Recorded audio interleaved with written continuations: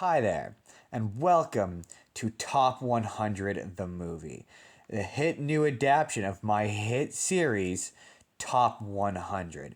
Now, with added additional effects and transitions to make it more cinematic like. Now, because this is an independent film, though, it is a tad experimental. It does have an experimental narrative structure in that it doesn't have one.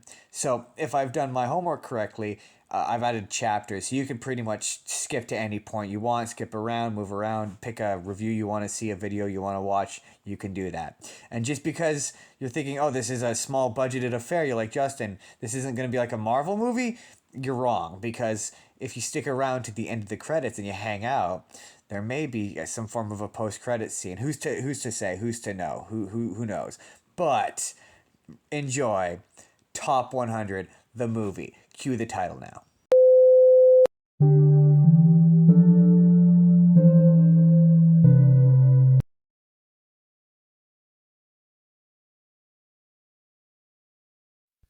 Welcome back to the Top 100, a series in which I'm going to go through and make 100 videos about the top 100 AFI's greatest films of all time. And we're going to start at the beginning with number 100, first video, Yankee Doodle Dandy. Now, here's the thing.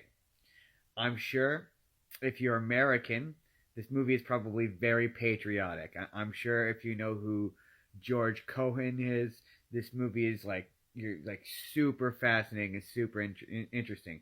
But to me, as a Canadian and living in 2023, it's patriotic drivel.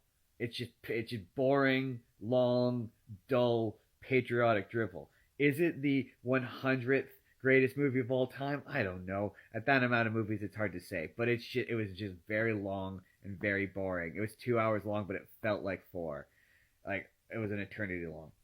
And also, a question I feel like I'm gonna be asking myself a lot throughout this series is how badly has it aged? And badly ish. There's definitely some blackface. There's for sure some blackface that made me go, "Whoa, this doesn't feel okay," even in 1942. Um, and also there's a point where the dad like berates the mother for not having physically abused their child enough. He's like, "Yeah, you didn't hit our kid nearly enough," which, yeah, okay, I guess in the 1940s it was just okay to hit your kids, cool. But yeah, it has aged kind of badly. So yeah, one down, 99 to go. Oh boy, here we go. Welcome back once again to Top 100, where I am watching the top 100 of AFI's best movies of all time. And we are now at number 99. And with number 99, we're asking the question, guess who's coming to dinner? Right there, guess who's coming to dinner? And racism. Racism is coming to dinner. Racism from all kinds of facets and sides, surprising, shockingly, from people that you don't expect. And I think ultimately, no, off top, great movie, really good movie. Turns out that just because they're old doesn't necessarily mean they're gonna be bad. Like this is honestly a great movie, and I feel kind of like an unintentionally sad movie because as much as the optimism that it presents of that things will get better for interracial couples, and it did get better, it took way too long, and not nearly enough steps were taken, and it's probably I would say not as great as it probably should be. But I mean, yeah, things definitely improved. The performances overall are great. The like all the parents. I think ultimately the thing for me that was the most shocking was, I mean, not just the liberal, the hypocritical nature of liberals and the idea that hasn't changed much, but the idea that it's not just the white people who are racist. In fact, the most racist character in the movie is the maid, who's a black maid. She is the most racist character in the movie. She unleashes the most racist tirade of all the characters in the movie. So the idea that it's not like anyone can be racist. It's not limited to one group of people was very interesting. And ultimately, I really would love to do an adaptation of this, like a stage adaptation. about an LGBTQ plus couple. I'd love to do an adaptation about a gay couple. And if anyone's interested in hearing how I would do that, leave a comment, let me know, and I'll go into more detail. But I think that this story, for in terms of acceptance and a couple that a family might not necessarily believe might succeed, I think that we could do it today in a way that might be interesting and meaningful. But ultimately, yeah, there's number 99. It's pretty solid. It definitely deserves to be on there. So welcome back to Top 100, the series in which I'm going to be talking about the top 100 AFI's greatest movies of all time. And today, number 98, Unforgiven. And the thing is, when it comes to westerns, I've never seen a western that didn't completely and utterly bore me to sleep. And this was no exception. This was agonizingly and painfully boring. I checked the runtime 30 minutes in, an hour in, and then an hour and a half in, and I kept saying to myself, "Oh my god, how is this still going?" It's so boring. It's so boring. And really all I could think about while watching it was that A Million Ways to Die in the West, where Seth MacFarlane is like, the American West is like a horrible place to live, because it sure looks like just a horrible place to live. I don't know. Maybe it's because I'm Canadian and I have no like cultural attachment to the American West, but my God, it just looks terrible. It looks like a terrible, sad, upsetting, dangerous place to live, and I can't understand how any person could possibly ever want to live in the American West. Ever in all time. Because it looked horrible. But anyway, that was number 97. The only thing I'm now not looking forward to more than the remaining like 1,000 westerns that are on this list are the Godfather movies I have to subject myself to, of which there is too many on this list. But yeah, that was number 97. Sorry, 98. That was number 98. Welcome back to Top 100, where we're talking about the AFI's Top 100 greatest movies of all time. Today, actually number 97, it's bringing up Baby, number 97, which I don't have a whole ton to say on beyond the fact that it's old as dirt and some of the film technology has aged sort of poorly. There's points where it's just a bunch of characters, like two or three characters, like just all talking at once, and it's like impossible to tell what any of them are saying. Like at one point, two of the characters are talking at the same time while a dog barks, and it's like, oh my god, this is so grating.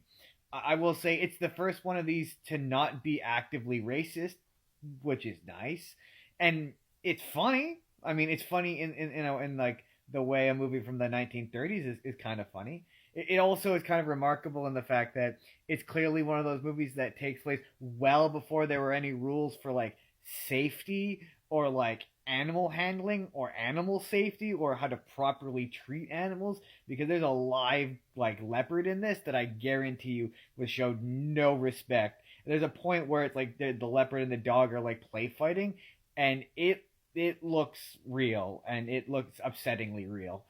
But beyond that, yeah, it's fine. I don't know if it's one of the greatest movies of all time, but it's an all right movie, and that's stupid old. Anyway, next week, I'm not doing these weekly. But next time, another western. Yay! Welcome back to the Top 100, the series where I'm going through and watching AFI 100 best movies of all time. And today we're watching The Searchers. Now, did the Duke ultimately change my mind on westerns? No, not really. This movie was still very boring. Now, was it as boring as the last one? No. But that's simply because I was just distracted by how massively racist it was. Like, I'm not kidding. I don't know if I could say it's the most racist movie I've ever seen, but it's definitely within the top 5 most racist movies I've ever seen. It's like crazy racist. Because, to be clear, John Wayne is playing a Confederate soldier. A lot of descriptions of this movie just casually leave that out.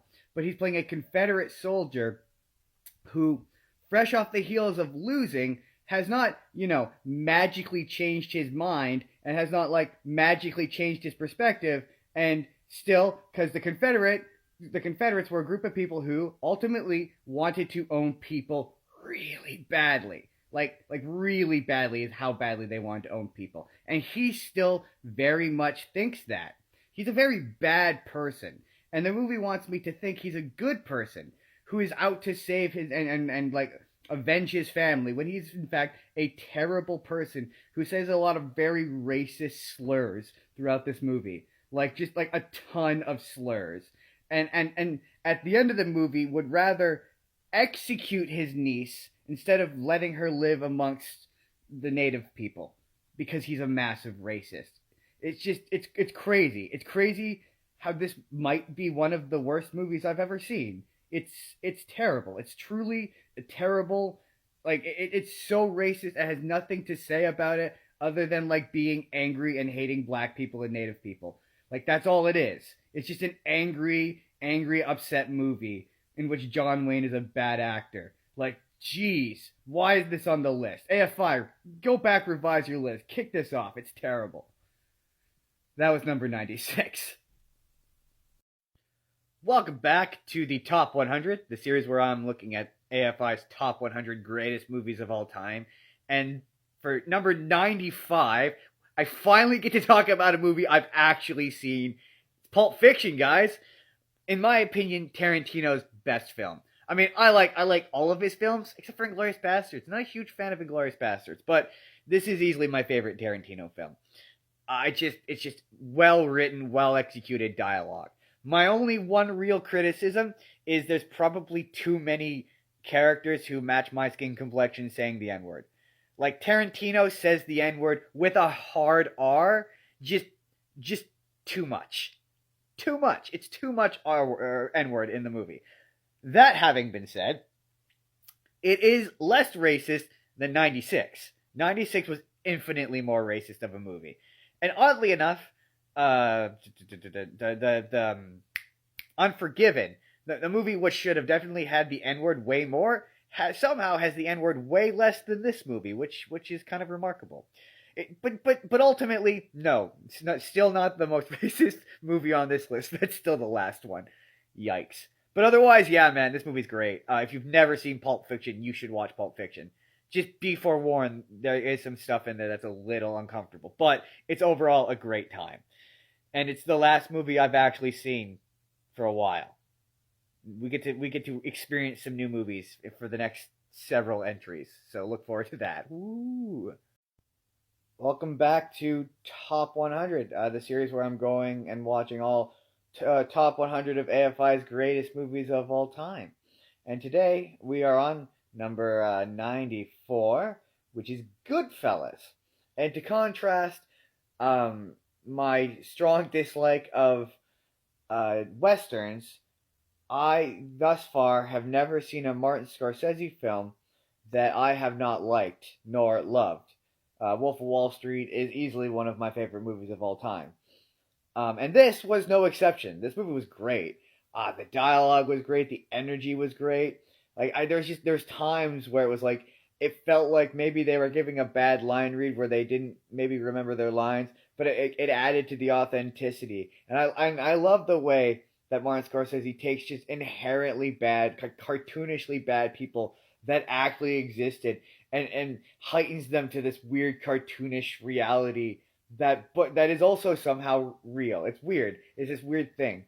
It's why I really enjoy his movies. They're crazy and they're funny and disturbing and upsetting, and the actors I want to shout in particular because they're all great. There's so many great acting performances, but the greatest acting performance in this film is easily the child actors who are just unfazed when these adults are just screaming horribly in their faces. It's like, kudos to you for if I were that child, I would be weeping.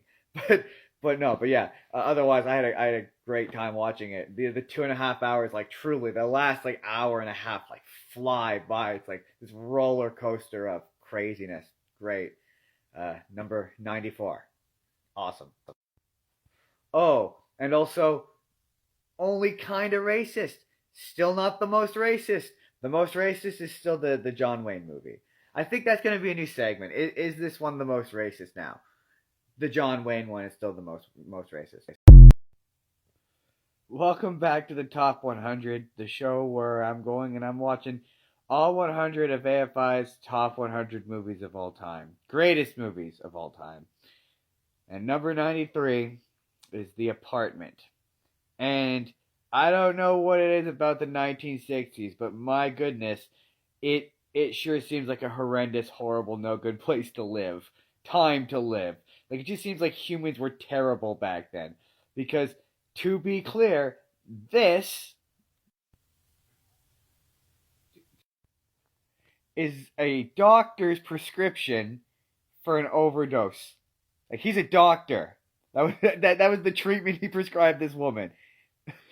And that's probably gonna get this video like blocked, but it's wild. Like the last time we visited the 1960s when it came to movies, it yielded easily the most racist movie I've ever seen, and this has to be the most misogynistic movie I've ever seen. Like, to be clear, this is about a man who's letting his bosses use his apartment to cheat on their wives, and he falls in love with the mistress of his boss, and that she overdoses because the boss refuses to leave his wife for her, and he tells her after she's overdosed, after this boss has gaslit her, he tells her that she's just overreacting because everyone was just a sexist piece of shit back then. Like, this is a horrendous movie. I don't know what it is with the 1960s and producing just terrible movies that somehow won Oscars back then, but my goodness, this movie was terrible. Oh boy, that was number 93. Bad, no good movie. AFI, re-examine your list, man.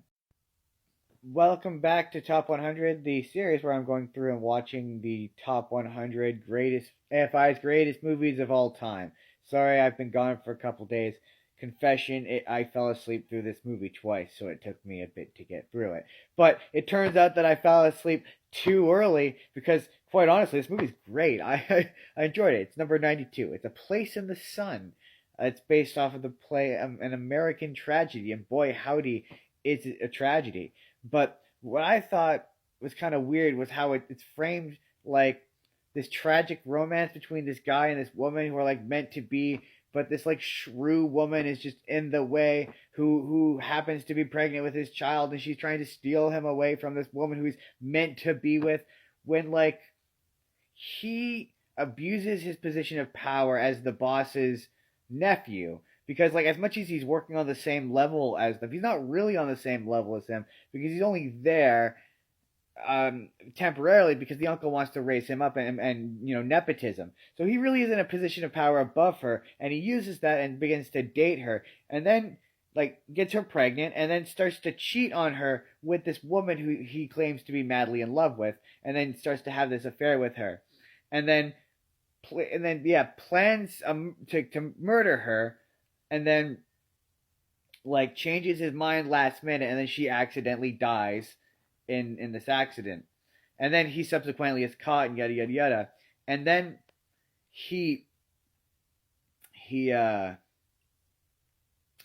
up getting the death penalty, which is just a gross miscarriage of justice because they make the argument that they convinced the jury that he killed this girl, when we see this accident, it was an accident she causes when she stands up, and like the boat gets tippy and she falls over and hits her head and drowns, and he gets disoriented because he also falls out, and he can't save her in time and she drowns. And like, is what he did like morally not okay? Yes, but technically speaking, he didn't kill her. So to give her the death penalty, give him the death penalty, it's too far. Like today, he would have not. He would have got like manslaughter or second degree murder. So I guess maybe that's where the tragedy comes in. But honestly, yeah, this movie it's been my favorite of the era so far. I've hated every other movie from this era, but yeah, that was number 92, A Place in the Sun. I get to watch My Fair Lady next time. I'm looking forward to that. That's going to be interesting. Welcome back to Top 100, the series that TikTok absolutely hates.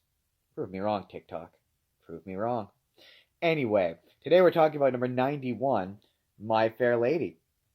A movie which is entirely built upon the premise that the only good language is English, and anyone who doesn't speak flawless or perfect English is a fucking savage. That's what this movie initially is trying to say. And we takes a man, a very bad man, a very bad man who takes a girl who, to be clear, doesn't speak English so good, and tortures the living hell out of her. Like at one point, he's got her strapped to a machine and just has her endlessly saying the alphabet without a break. Like, and then he threatens to beat the hell out of her multiple times. I mean, he never actually does it, but he threatens to do it like too much, too much.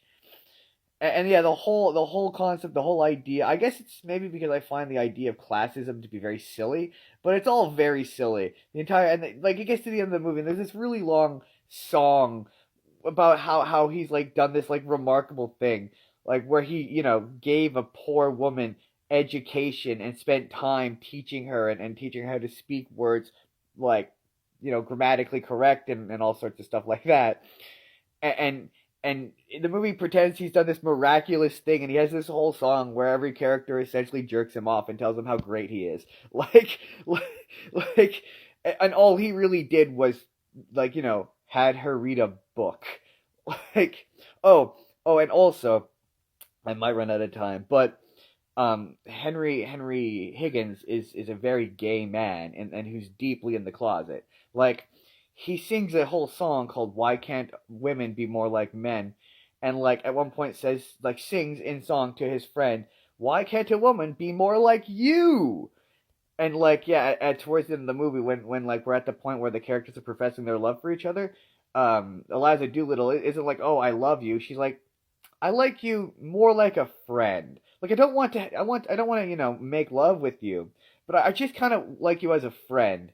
And then he's like, "Yeah, I also like you as a friend." And then sings a song called "I've Grown Accustomed to Her Face," which feels like the most sexless way to describe that you love a woman. And then she goes to him, and like we've seen 3 hours of how this man found his beard. That was number 91. I mean, hey, being gay in the 1960s wasn't a good time, so I understand. Fully get it. 91. Welcome back to Top 100, the series that, until I'm proven otherwise, I assume TikTok hates. And today, we have rounded out 10 movies on this list, and we are number 90 with The Jazz Singer, the original one from 1927, because apparently this movie's been remade a ton. And it's, it is by far the oldest movie I've ever seen, and certainly one of, if not the most influential, in the sense that this was kind of the end of the silent film. Like it's still kind of a silent film, but it's the first bit of spoken dialogue in a movie. And yeah, it's technically impressive when like they actually get to talk with audio. It's like holy mackerel! This is from 1927. This is crazy. This is nuts. That having been said, there is some issues that have made the movie date very poorly, which is a shame because you'd like to point to it as one of the seminal moments in film history, if not for its choices. Made particularly weird for me, and this doesn't condone the use of. I'm not condoning it whatsoever. What I am saying is it's weird to me that he's the only one in it. Like I don't know, maybe if there were a few other actors in it who are also doing it, it'd be it'd still be weird. But anyway, 10 down, 89 to go. That was number 90. That was The Jazz Singer. It's dated. What can I say? Still less racist than the John Wayne movie though. Welcome back to Top 100, this series that TikTok does not like. And today, to number 89, Patton, a movie which I guess maybe, okay, I'm Canadian, and I guess maybe if you're American, this holds some sort of historic or cultural value. Like, you know this guy. I have no idea who this guy is. Don't have a clue. But to me, it's just a movie about a guy who's just completely unhinged and has no respect for like human life whatsoever. Who was just born in like the correct moment in time, and if he was born in any other moment of time, probably would have been a serial killer. Probably, maybe. But like, and it's like it's a very entertaining movie, and he's a very entertaining character. But, and this is just kind of an aside, this must predate the idea of based on a true story, because this movie like starts off by being like based on the factual account. Like, this actually happened. All of this stuff actually happened, and I don't think all of this stuff actually happened. But yeah, it's an entertaining movie. It's still what I would describe as patriotic drivel. It's just a different kind of patriotic drivel. There's a lot of uncomfortable nationalist themes in there that kind of made me go, ooh, ooh, no, don't like it. Um, but yeah, that was 89. We're in the 80s now. Onward ho. Welcome back to Top 100, the series that TikTok does not really seem to care for. Anyway, today we're talking about number 88, Easy Rider, which I know this is going to sound dumb because it's a really old movie, but the ending, not knowing the ending is sort of important to like experiencing the movie. So if you're ever like, oh yeah, this movie sounds good, and you want to, check it out, you need to not know the ending. So I'm going to spoil the crap out of the ending. Sorry. Go back, watch the movie, come back. Cool? Cool. Okay. Here we go. Let's talk about Easy Rider. Because for most of this movie, I was like, this really isn't a movie from the 1960s. It really feels more like a movie from the 1970s, and I really did jumpstart the filmmaking era of the 1970s. But it really felt like that for most of it. I'm like, this just isn't really all that angry. It's just a movie about two guys traveling across America and being chill, and it's like it just kind of came across like Peter Fonda said to Dennis Hopper, like, hey, you want to you want to drink a bunch, do a bunch of drugs, and like drive motorcycles across America, and Dennis Hopper was like, all right, that sounds like a good time. And then they just pretended to be in character for most of it. That, and I was like, man, I live in such a different time in 2023. Like back in 1969, 1970s, like people were just trusting. Like they would just let them have dinner with them. They'd let them eat their food, whatever. They would just chill with them until you get to the ending, where they run into some really just racist, awful hick people from the South who just don't understand, who are like, in my opinion, the representation of the '60s almost, that anger that the '60s holds, and these guys wind up dead simply for, and it's so wild because so many of their ideas are, in a way, it's like we're just arriving to the ideas that these guys were saying, and they're just the movie is kind of in that way ahead of its time. The idea of just being cool and being chill. There's a moment where they're explaining to them like what the term dude means, and it's like, man, I use that phrase like all the time. Um, but I mean, just a lot of it is just like long shots of them just driving motorcycles set to like honestly great music. So it's just a fun, it's just a good time. I had a good time up until the end where I was upset, but I kind of feel like that's the point. It lulls you into having this kind of relaxed time, and then it just there's a few moments where it just sort of grabs you and just like shakes you a little bit, and it's like, wow. But anyway, that was number 88, Easy Rider. I enjoyed it. Worth checking out. Welcome back to Top 100. These videos don't do well. Anyway, we're now on number 87, which is the original Frankenstein, which I've actually seen before and was kind of my first like foray into foray. I don't know if I'm pronouncing that word correctly, but it was my first sort of exploration to really old movies, and for the longest time, it was the oldest movie I had ever seen, and it was, I'd actually read the book prior to seeing the movie, and I was like, oh, I appreciate its contribution to society, and having now watched a bunch of movies from the era, it is shockingly violent for the time, And yeah, and obviously the Frankenstein's monster Boris Karloff is iconic, but my goodness, is it a terrible adaptation?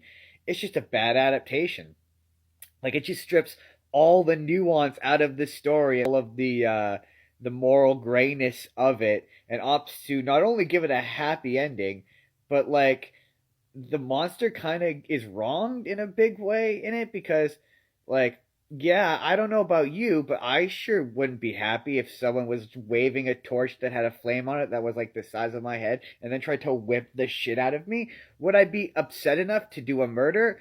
Well, no, but I also have the intellectual capacity to know that murder is wrong, which this creature was born yesterday, literally. So it does not have the intellectual capacity to understand that hurting people is wrong, and no one ever bothers to explain to him that murder is wrong, unlike in the original book.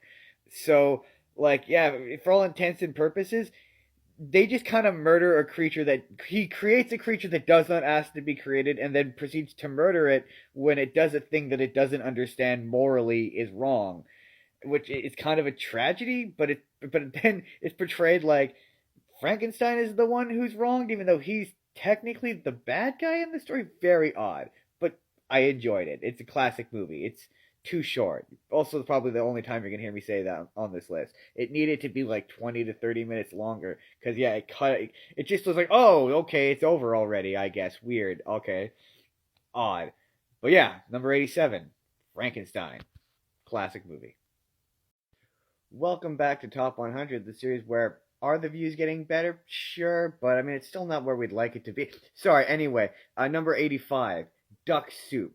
A movie I had never heard of and assumed it was about like a kitchen or like a restaurant scenario, which they were cooking duck soup. That was what I assumed it was about. It is in fact not about that. It is the Marx Brothers movie, which surprisingly I had never seen a Marx Brothers movie except for I kind of have seen a Marx Brothers movie because, and I love when I get to say this, but I get it. I get why this is on this list because this is one of these guys are the most like influential comedians of all time, and this movie is just a comedic masterclass of like smart dialogue, crazy one-liners, hilarious hijinks. Like I could see, like if you've ever seen a Looney Tunes cartoon, you've seen Marx Brothers comedy because it's that's all there. It's what has led to physical comedy. Like it influenced physical comedy to this day. People are still doing in this movie. They do the whole like you walk up and you see there's you think there's a mirror and there's an identical person on the other side, but there's no mirror and you're dancing along with them or whatever. They do that bit, which is still funny to this day. Yeah, brilliant comedians, all of them hilarious. Great movie. Number 85, Duck Soup. Welcome back to Top 100, the series that, I mean, it's not doing great numbers. The last one did better, but sorry. Anyway, number 86, number 86. Okay, Mutiny on the Bounty. Now here's the thing. Okay, whenever I watch one of these movies, I always, after I finish watching it, read a little bit about it to understand what about it is sort of culturally significant or important to, the art of cinema or whatever. Why is it on the list, essentially? And whenever it's based on a real person or event, I often find myself wondering if it's an indictment on the Canadian education system or my ability to pay attention in history class when I have no idea what any of this is. Because apparently this is quite a famous story that I've never heard of. And I don't know what it is about American cinema and like romanticizing what is very clearly just awful and terrible parts of human history, because my goodness, this sure looks like an awful and terrible part of human history. Cause, and I'm just saying, if this guy truly was as terrible as this movie makes him seem, which he's not, apparently this movie is largely bullshit, but if he were truly that terrible, all I'm saying is what's stopping them from him and just saying it was an accident, like being like, oh, oops, whoopsie daisy, he died of one of the many illnesses that exists back in this time because we don't have doctors.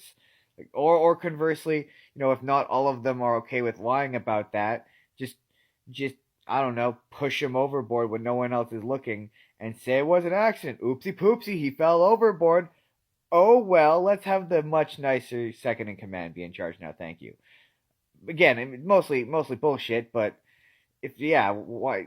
It just seems easier. I don't know. It's out of some sort of weird sense of like fake sense of loyalty that really, let's be honest with ourselves, on a boat in the middle of the ocean, does it really exist? Anyway, I digress. Um, yeah, man, it was fine, entertaining movie. Yeah, I was entertained.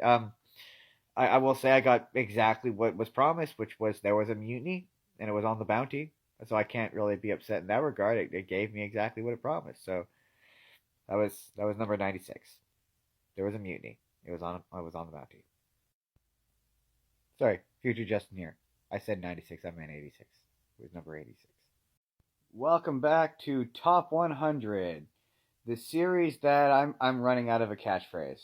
What should I create a new catch? Sorry. So anyway, number 84, 84, Fargo.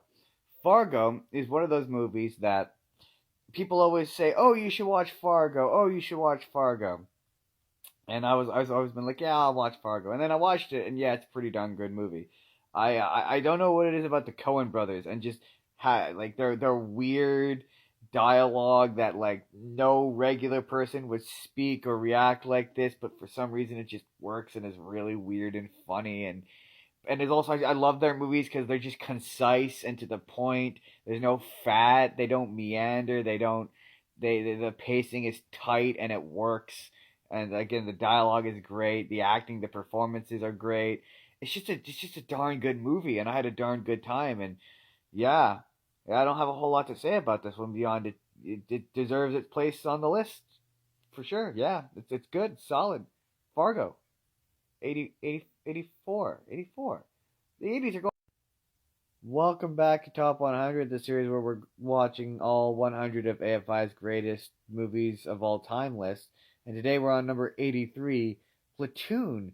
And one of the things I'm kind of liking about this series is that it's like spread out over quite a number of decades, and you get to see how minds and hearts and attitudes have changed over decades. And what's interesting is the last movie about war that I watched was Patton, which had this very like patriotic, like you die for your country and you die as a warrior and you're dying in war. War is romantic and war is awesome and war is cool. And like 16 years later, this movie is very much like, yeah, war is gross and awful and it's largely just sitting around doing nothing while being gross and awful. And it turns us into monsters, like just psychopathic, monstrous, horrible monsters who will do horrible stuff to people who I it, really the why is doesn't really matter. It's just what is being done is horrendous, and I like how it's like there's all these moments of like yeah the guys who maybe we're supposed to be the good guys are definitely the bad guys.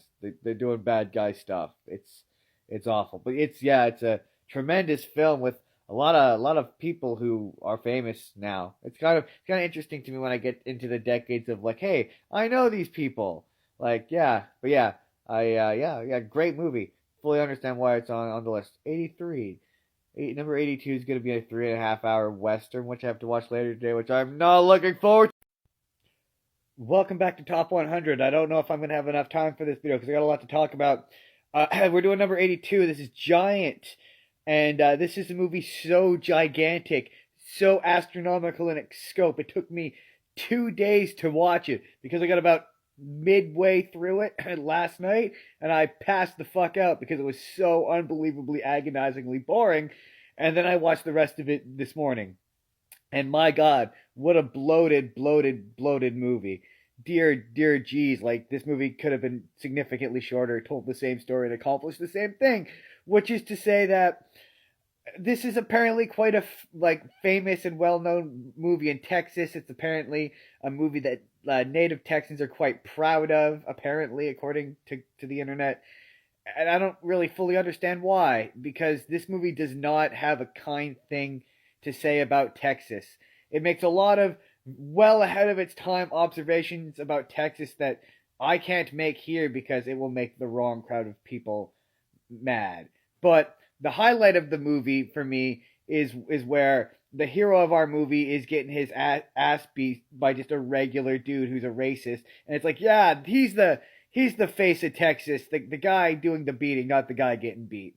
Yeah, it does not have a nice thing to say about Texas. Also, this is one of those movies that definitely takes place before the time we kind of collectively agreed that it wasn't cool to abuse animals or children on camera.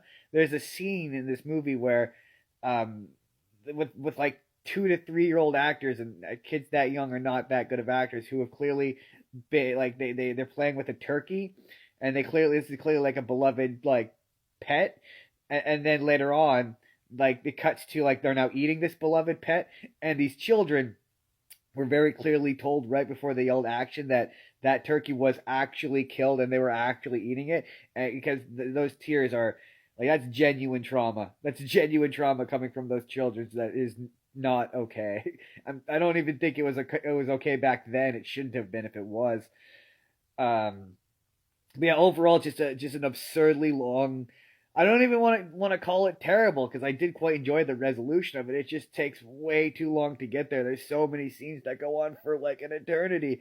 I checked the runtime about 20 minutes in, and it was like 3 hours and 20 or like 10 minutes left, and it was like, how are they? Why do they need three? I don't get it. It's just pacing, terrible pacing.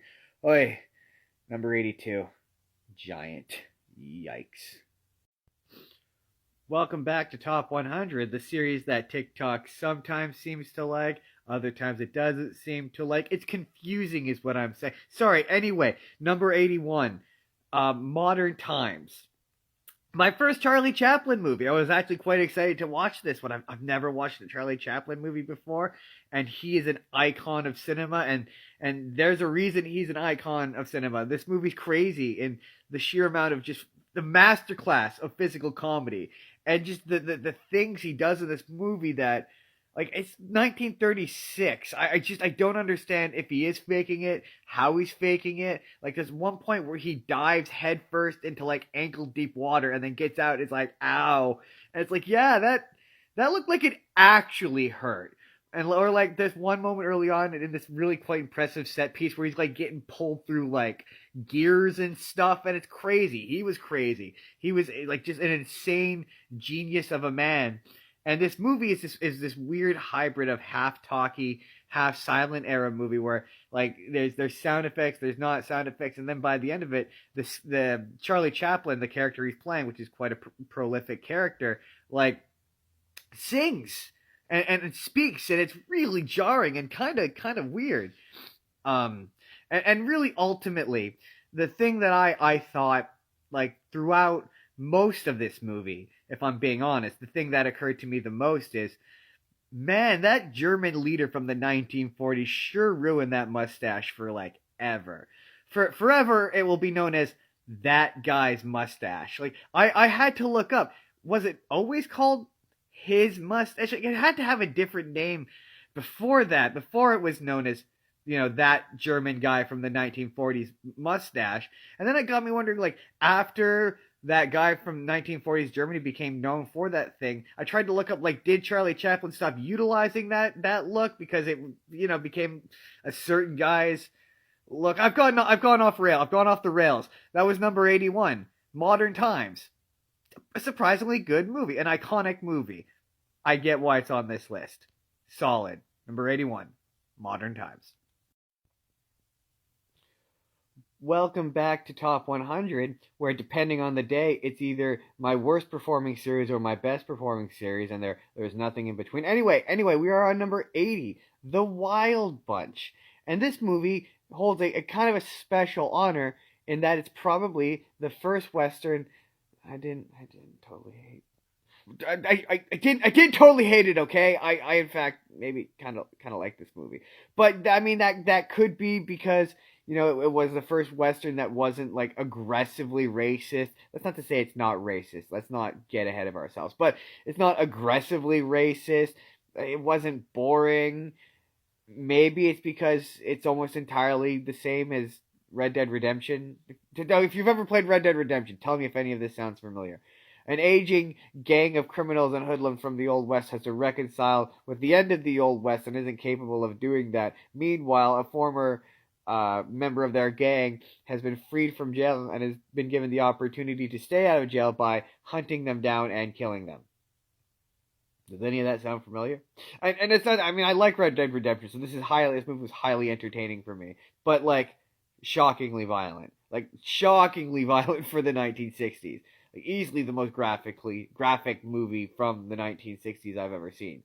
But yeah, I don't know what it is. It's just I don't know if it's just the actors are like charismatic or if the material itself was actually engaging and interesting and not like just long boring shots of people riding horses. Like action sequences that once again for the 1960s are kind of impressive. I don't know, but I didn't hate it. I mean, I didn't love it. I still don't love westerns, but I didn't hate it, and that's a step up, a cut above in terms of westerns. Anyway, that was number 80. That means we've watched 20 of these, which is kind of crazy.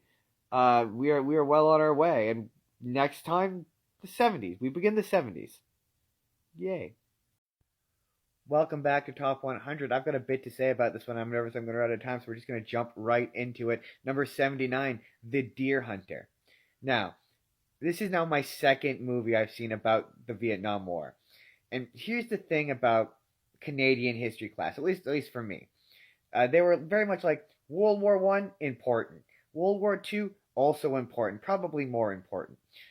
The Vietnam War, yeah, it didn't go so great for the Americans. Moving on, like that was kind of it. I know that's kind of all I knew. And having now seen two of movies about it, they kind of both follow the same trajectory of guys start off being like, yeah, America, woo, patriotism, let's fight for this.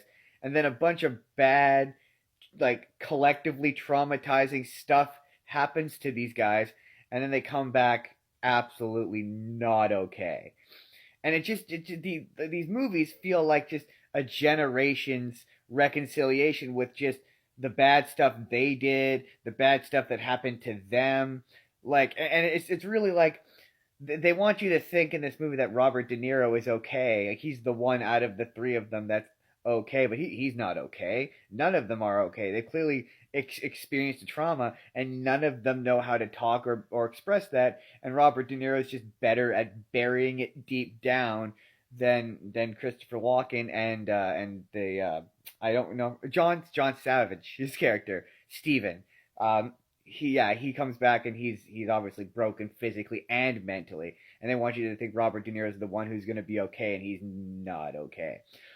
Also, when it comes to performances, I know Robert De Niro and Christopher Walken have kind of hit this point in their career where they just kind of play themselves, but not really themselves, like a highly parodied version of themselves, like the over imitated version of themselves. So it's really easy to forget that, oh my god, they're like phenomenal actors. Like Robert De Niro is like, oh my god, and Christopher Walken just insane. They're insane. There's a reason these guys are legends.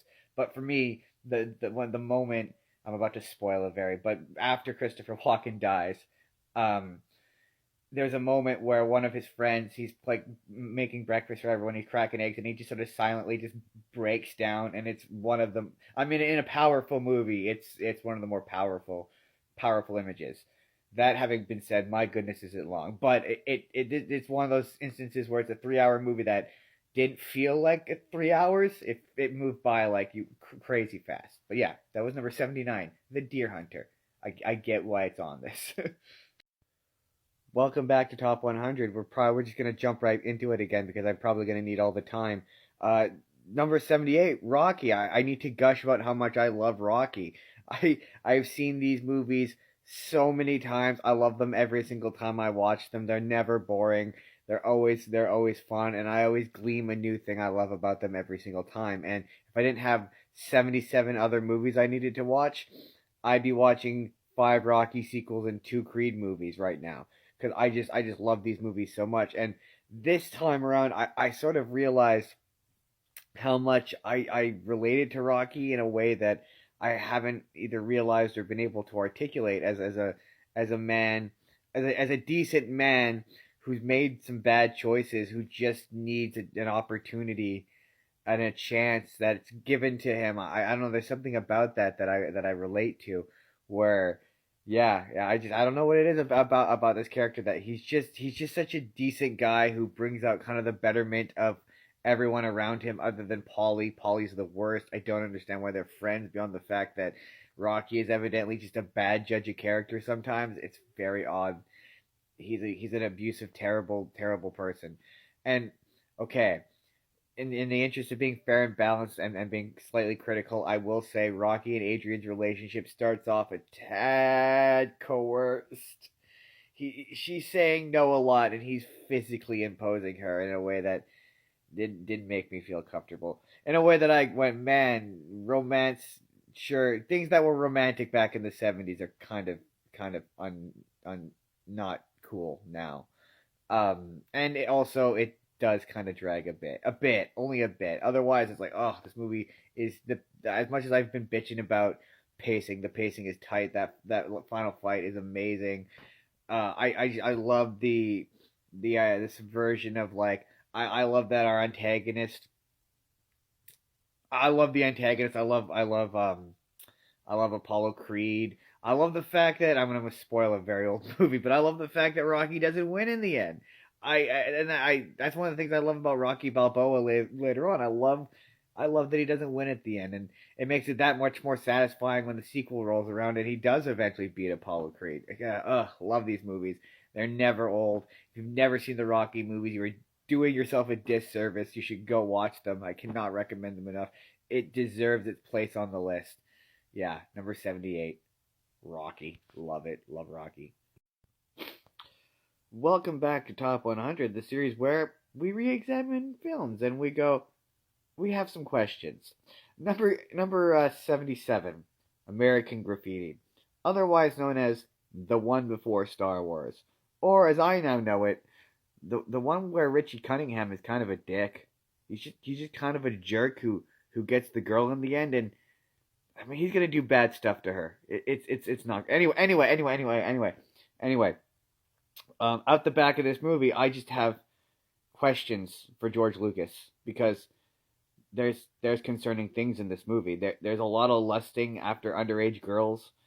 There's a teacher who's definitely he definitely likes him young.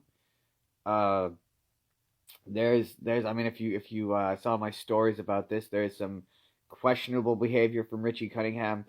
It's just if this is representative of George Lucas's like teenagerdom or childhood, I have concerns he or friends of his may have done crimes towards women, is what I'm saying. There's some bad behavior towards women. And there's one character in particular who is like, supposed to be a 12-year-old girl, and she says some like, when you stop and remember that this is actually a grown man writing this and directing this, she says some I would describe as uncomfortable things. It's just wild to me that he went from this to Star Wars, which don't get me wrong, we're gonna be back. We'll talk about Star Wars. Star Wars is on this list. We're gonna be talking about Star Wars, but yeah, this is an uncomfy movie at times. That also having been said, what I find interesting about initially when I started this movie, I had a big thing I was gonna say about how it's interesting to me how in the '70s, '50s and '60s when it comes to movies, it was like men don't talk about their feelings. You bury that shit down deep. But movies in the '70s, it's all like, okay, now we could talk about feelings as men. So like early on in this movie, there's a moment where a character, like a male character, gets upset, emotionally upset about something, and the guy walks over and goes, "Hey man, are you okay? What's going on? Can we talk about this? Let's talk about this." And they talk it out and they talk out like their feelings, which is just a thing in that sort of era of human history where as I've gleaned from the movies from that era, you just didn't do. Anyway, number 80 or number 77, American Graffiti. Welcome back to Top 100, where we're looking back at 100 best films of all time according to AFI. And today we're talking about number 76, another Chaplin film, City Lights. And I don't have a ton to say about this movie because if I'm being honest, it was kind of dull. But that's not the movie's fault. It's just not a lot of dialogue happening, and my brain likes dialogue. It doesn't like silentness. But anyway, All the same stuff I said before. Chaplin is a genius. He's a comedic genius. It's all brilliant. Um, so let's just take this quick chance to real quick talk about Charlie Chaplin the man, because yeah, look, I'm not here to shame anyone for anything, but he's kind of slutty. He was kind of really slutty. He like really got around, is what I'm saying, and he enjoyed the company of minors, and I'm not talking about the people who go for gold. Yeah, yeah. He liked them young, is what I'm saying. He was kind of he liked him young and he married him often. Charlie Chaplin, kind of a weird problematic dude in retrospect. But his movies are great, and he's an icon of cinema for a reason, like I said before. So yeah, that was number 76. I didn't have much to say about it. Next time though, we get to look at the one of the first Avatar movies, Dances with Wolves. So that's gonna be fun. 76. City Lights. Welcome back to Top 100, the show where we're taking our preconceived notions and we're just checking them at the door. Because today we're talking about number 75, Dances with Wolves. And okay, look, is this movie a tad white saviory? Yeah, it's a lot white saviory. Is it a little convenient that he falls in love with, coincidentally, the only other white person in the tribe? Yeah, it is a little bit, yeah. But, and hey, we're you know what, we're 2 for 2 on westerns that, I'm not gonna lie, I like this movie. This movie got to me. I think it was just refreshing to see a movie that's set in this time period where like the end result wasn't the good guy is also the bad guy. I mean, the end result is Kevin Costner is the only good white guy, but it's refreshing from like say a Clint Eastwood or a John Wayne or any of the other westerns I've seen where the people in the old west are largely terrible and some are just less terrible than others. This one's like, oh yeah, he's actively a good person, and yeah, it's nice to see a movie that has like a sort of a more nuanced take on Native people and their culture, and like it's not about trying to assimilate them. It's about meeting them halfway and understanding their culture as well as them understanding our culture. It's not purely about, yeah, again, assimilation. And just generally, it's a pretty good movie. It's too long. That's my one thing. Like I like this movie in spite of my general dislike of 3-hour movies. But apparently there's a 4-hour version of, I don't know how. The 3-hour version is torturous enough. I would love this. I like this movie. I would love this movie if it were like 45 minutes to an hour shorter. But otherwise, yeah. 75. Dances with Wolves. The meat in a Charlie Chaplin sandwich. So, like, look forward to another Charlie Chaplin one. Maybe we'll find out more weird stuff about Charlie Chaplin next time. Who knows? Come back next time for number 74. But in the meantime, number 75. Dances with Wolves. Welcome back to Top 100, the series where we're like, please no more silent films. At least not for a little while. Because today we're talking about number 74. Talking about Charlie Chaplin and the Gold Rush. And here's the thing. I appreciate Charlie Chaplin's contribution to cinema. I appreciate what he's done for the art of film. That having been said, when you watch 3 of his movies, essentially in a row, you sort of begin to notice that they're all kind of exactly the same. They all kind of follow exactly the same formula, just kind of the location changes. And by the 3rd one, without a whole ton of characters and a whole ton of story or dialogue, it starts to get kind of boring. It starts to get kind of dull because it's like I've already seen this. I've seen this in the other movies, and granted, the other movies came later. Granted, this one came first, but I'm seeing them in this order. And by this point, I'm like, oh, I just like my movie to have some dialogue, please. I don't know. Maybe I'm spoiled with my sound, color, and and dialogue, but I don't know. I'm just kind of burnt out on silent movies. I mean, we're gonna watch what we're gonna watch, but I'm definitely burnt out on them. I will say though, for the time, there is some kind of impressive special effects where they make Charlie Chaplin turn into a chicken and then turn back into Charlie Chaplin. It's like for 1925, yeah, it's kind of an impressive effect. But and look, man, it's still funny. There's still stuff in there that's funny. It's still a funny Charlie Chaplin movie, and I fully understand why it's one of the most iconic movies of all time. But I'm kind of done with Charlie Chaplin for a little bit. I'm really hoping the next year don't involve him. But yeah, that was number 74. Welcome back to Top 100. I have a surprising amount to say about this movie, so we're just going to jump right into it. Number 73, Wuthering Heights. Now, here's the thing. I will acknowledge that the performances in this movie are great, and the relationships between the characters are engaging. That having been said, I find the idea of classism to be absurd, and just the notion that anyone would think that anyone is better than anyone for any reason is stupid. It's a stupid way to think. And I'm not really nostalgic for a time when we thought it was okay, when we thought women were objects who should just do what they're told, and that one guy should just be in charge of it all, and he should just be allowed to be a massive dick to everyone around him, and he's just the boss. Like I'm not really longing for that time.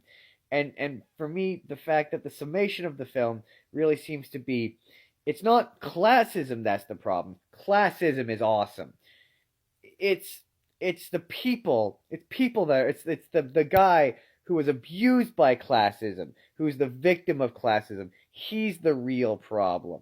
Like, yeah, he comes in and he's been a real like jerk, but like everyone acts like being associated with him is almost like a cancer, and it's utterly ridiculous. And it's like they want to paint him as a villain, but like for being born poor. I don't really understand the back half of this movie. There's a lot of conflict that I just don't understand, and that's I don't know. I don't know what that says. Maybe that says something about me. What maybe it says something about the movie.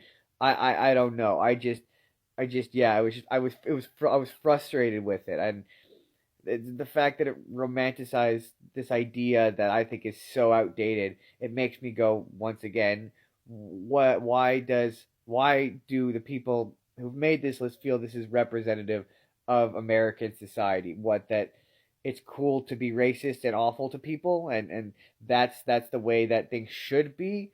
Like, I don't know. It felt a little backwards. But that was number 73, Wuthering Heights. Next time, I have a whole 3.5 hours of Ben Hur to look forward to, so gotta pencil that in. Whoo! But for now, 73, Wuthering Heights. Welcome back to Top 100. I'm concerned I'm going to run out of time this time, so I'm just going to jump right into number 72, Ben Hur. And I'm going to do my best to refrain from talking about the religious stuff, because I already get bullied enough on the internet. But I will say two things. Number one, it's it's very interesting that a movie that takes place almost entirely in the Middle East doesn't feature a single Middle Eastern person. Does not feature a single Middle Eastern person. And number two, I found the fact that they refer to this as a historical epic to be completely laughable. But okay, I guess I didn't. I guess I didn't try that hard. Anyway, let's talk about the stuff I liked, because I can't talk about the stuff I didn't like. It'll get me in trouble. Anyway, um, the one thing I knew about this movie going into it is that it apparently featured a pretty sweet chariot race. I'm not gonna lie to you, it's a pretty sweet chariot race. It's one of the, certainly, like, of the time, of the movies I've seen from the time, one of the most epic scenes I've ever seen. It's incredibly well shot, especially for the time. Crowd shots in this movie are kind of remarkable. There's a naval sequence which was really quite cool. Like, again, it's a surprisingly brutal movie. Charlton Heston, despite my personal qualms with him, is, yeah, a phenomenal actor. I hate tour de force performance. I don't know if that's a cliche, but it's kind of an impressive performance. Um, my one real thing is it's not a boring movie. I was engaged and entertained the whole time. It's just too long. Like, I started to find that once a movie goes past 2.5 hours, it becomes a chore. Shave an hour off of this movie, hour and a half, hour 40 minutes off this movie, it's a much tighter movie. And the thing is, I know exactly how I would cut it down, but I can't talk about it. Anyway, yeah, that was number 72, Ben-Hur. I burned through that tonight so I could watch Forrest Gump tomorrow. A movie I'm actually looking forward to watching, but that's a story for another time. 72, Ben-Hur. 3 hours, put up with 3 hours to watch a pretty cool chariot race. 72, Ben-Hur. Welcome back to Top 100, where today we're just jumping into it. It's number 71. We get to talk about Forrest Gump. And just at the start, I still love this movie. It still holds a place in my heart. I enjoyed it. There's part I laughed where I think you're supposed to laugh, but this thing is about re-examining things and looking at things that are beloved critically. And I'm not gonna lie, the fact that the summation of this movie is, Forrest Gump is the good one. If you just ask no questions, if you just don't approach anything critically or question nothing and just do exactly what you're told, you'll become a gajillionaire, make the money, and get the girl in the end. You don't have to question anything. You don't have to worry about any of the social issues in the world. Just do exactly as you're told. Like, I don't love the fact. Oh, and Jenny is bad, as a liberal. She's bad and awful, and her lifestyle is terrible, and what she needs to do is marry Forrest Gump and have his kid, and that'll make her just a good one of the good ones. And really, it's her lifestyle catching up with her. That's what's gonna kill her. With all the bad things she did, that's what's gonna get her. Like, yeah, it's a very kind of grossly conservative movie, which when you stop and think about it, which yeah, I don't love, especially the Vietnam stuff. Which, by the way, I found the fact that the movie cycles through every song about Vietnam in like 5 minutes is very funny. But yeah, I've seen enough movies about Vietnam to know that America didn't have a great time with it, and the fact that this movie's approach to Vietnam is basically like, if all those guys had just shut up and done what they're told and not questioned a thing about the bad stuff they did over there, they'd have been fine. PTSD, what's that? Civil disobedience, don't bother with any of that. We're gonna cut you off right before you do it. But again, in my heart of hearts, I still love it. It's still schmaltzy nonsense that I love. So yeah, that was 71. Forrest Gump. Next time we round out the 70s with I don't know what, but we watch number 70. But in the meantime, 71. Forrest Gump. Welcome back to Top 100, where we are wrapping up the 70s with number 70 itself, The French Connection. And a lot of times with these movies, these movies examine old, like foreign ideas and concepts that we no longer consider to be relevant.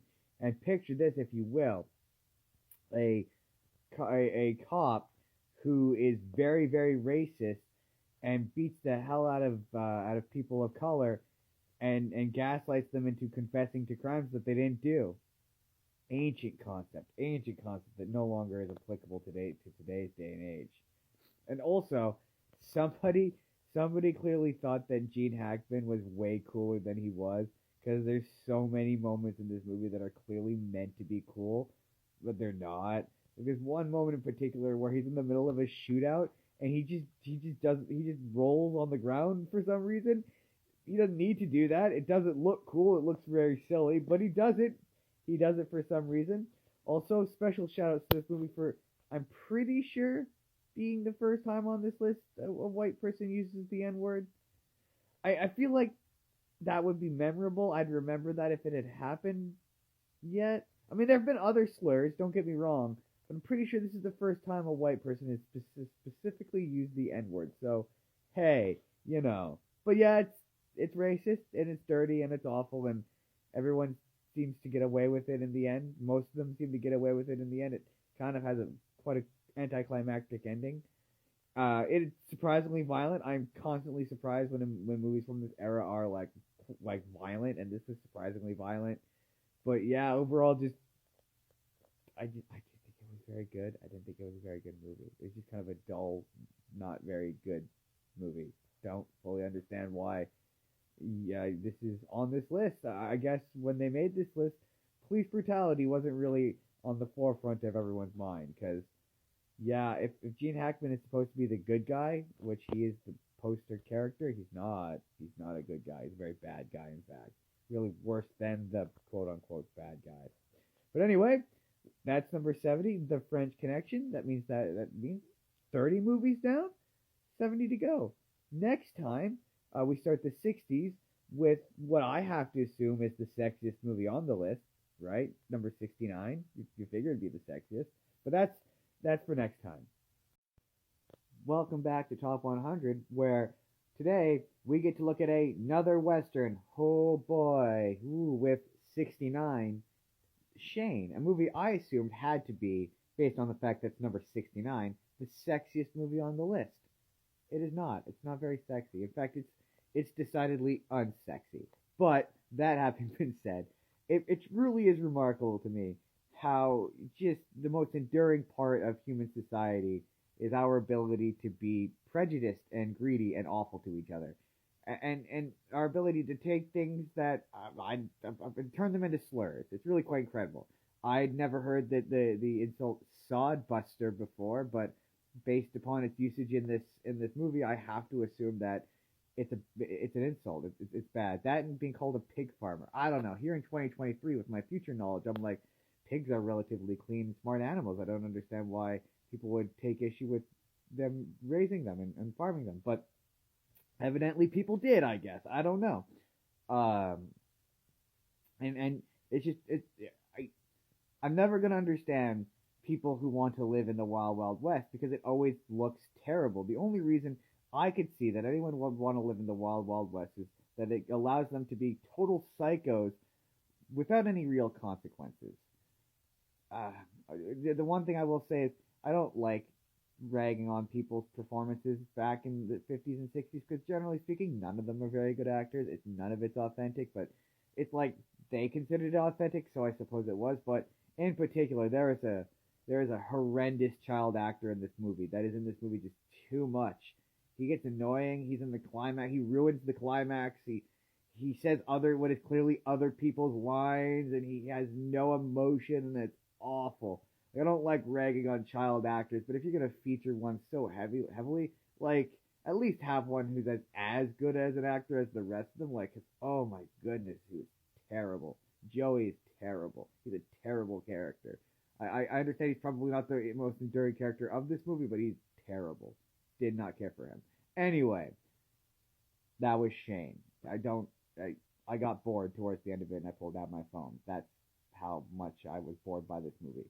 Did another western I don't love. Who knew? Big shocker. But 69, Shane. Welcome back to Top 100, where today we're taking a little musical romp back to the 1950s with number 68, An American in Paris. And this is, I believe this is my Gene Kelly film. Unless, I think, was he in Bed Knobs and Broomsticks? I feel like I've seen Bed Knobs and Broomsticks. But anyway, I think a thing that I often forget with kind of movies of this era, because the last one I watched was My Fair Lady with Rex Harrison, who, as near as I could tell, is a dick and cannot sing or dance. Um, I kind of forget that, yeah, a lot of these guys they could sing and they could dance and they were incredibly talented. And he's no exception. I mean, he's a very charismatic guy.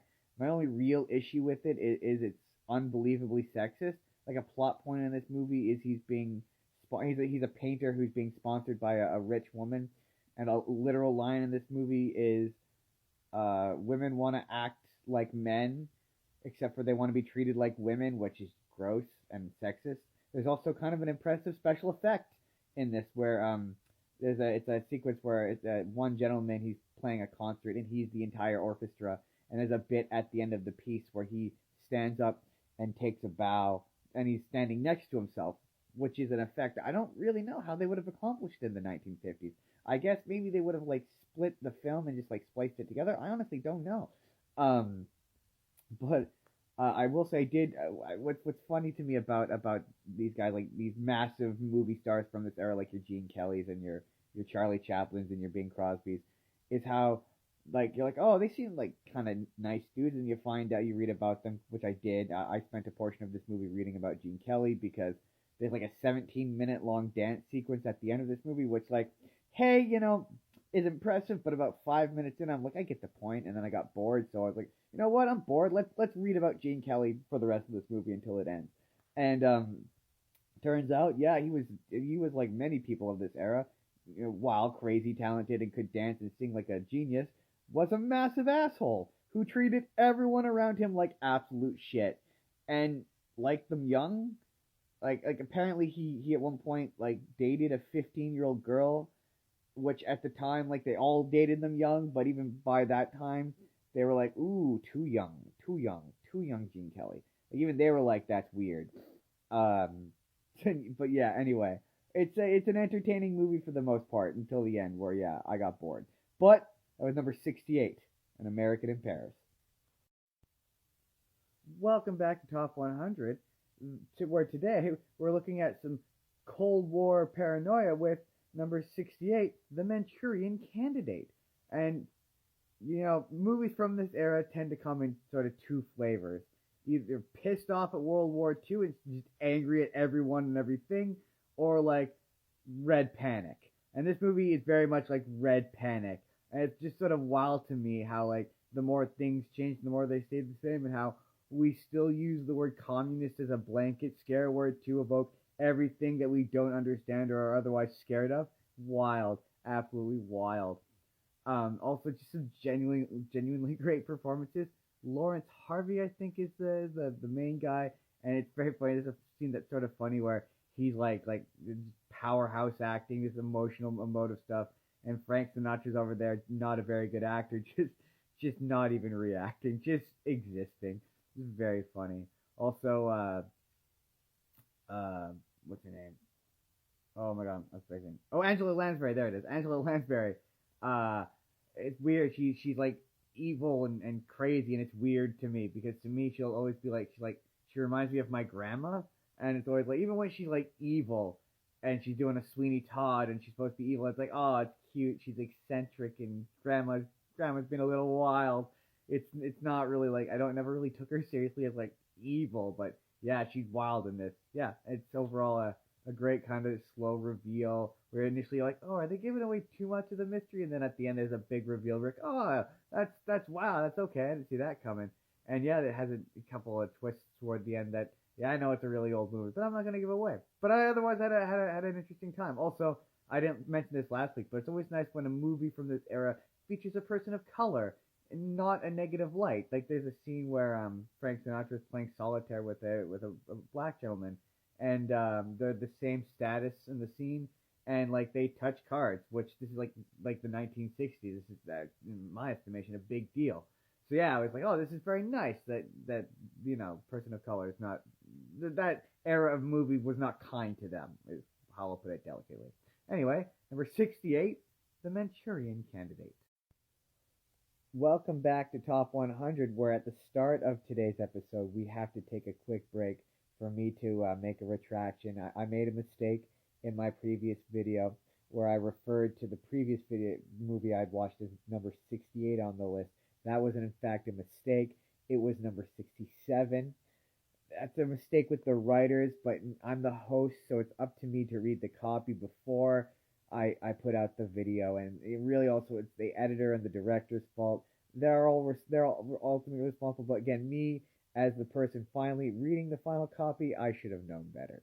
So with that in mind, number 66, Network. Easily one of the most upsetting movies I've ever watched because its assertions that editorializing the news and just putting an unhinged crazy man on television, letting him say whatever he wants, is bad, is very much still relevant. And really you can see the seeds in this, in 1976, by the way, of what would eventually become like the 24-hour news cycle. Like everything the characters like prophesize about all the awful shit about television was just magnified by the internet. It's absolute just insanity. And just the cold callousness with which they are just like, yeah, we'll just kill him, literally kill him, like just sort of as representative of the cold indifference that the internet and just modern the 24-hour news cycle has caused people to feel towards anyone.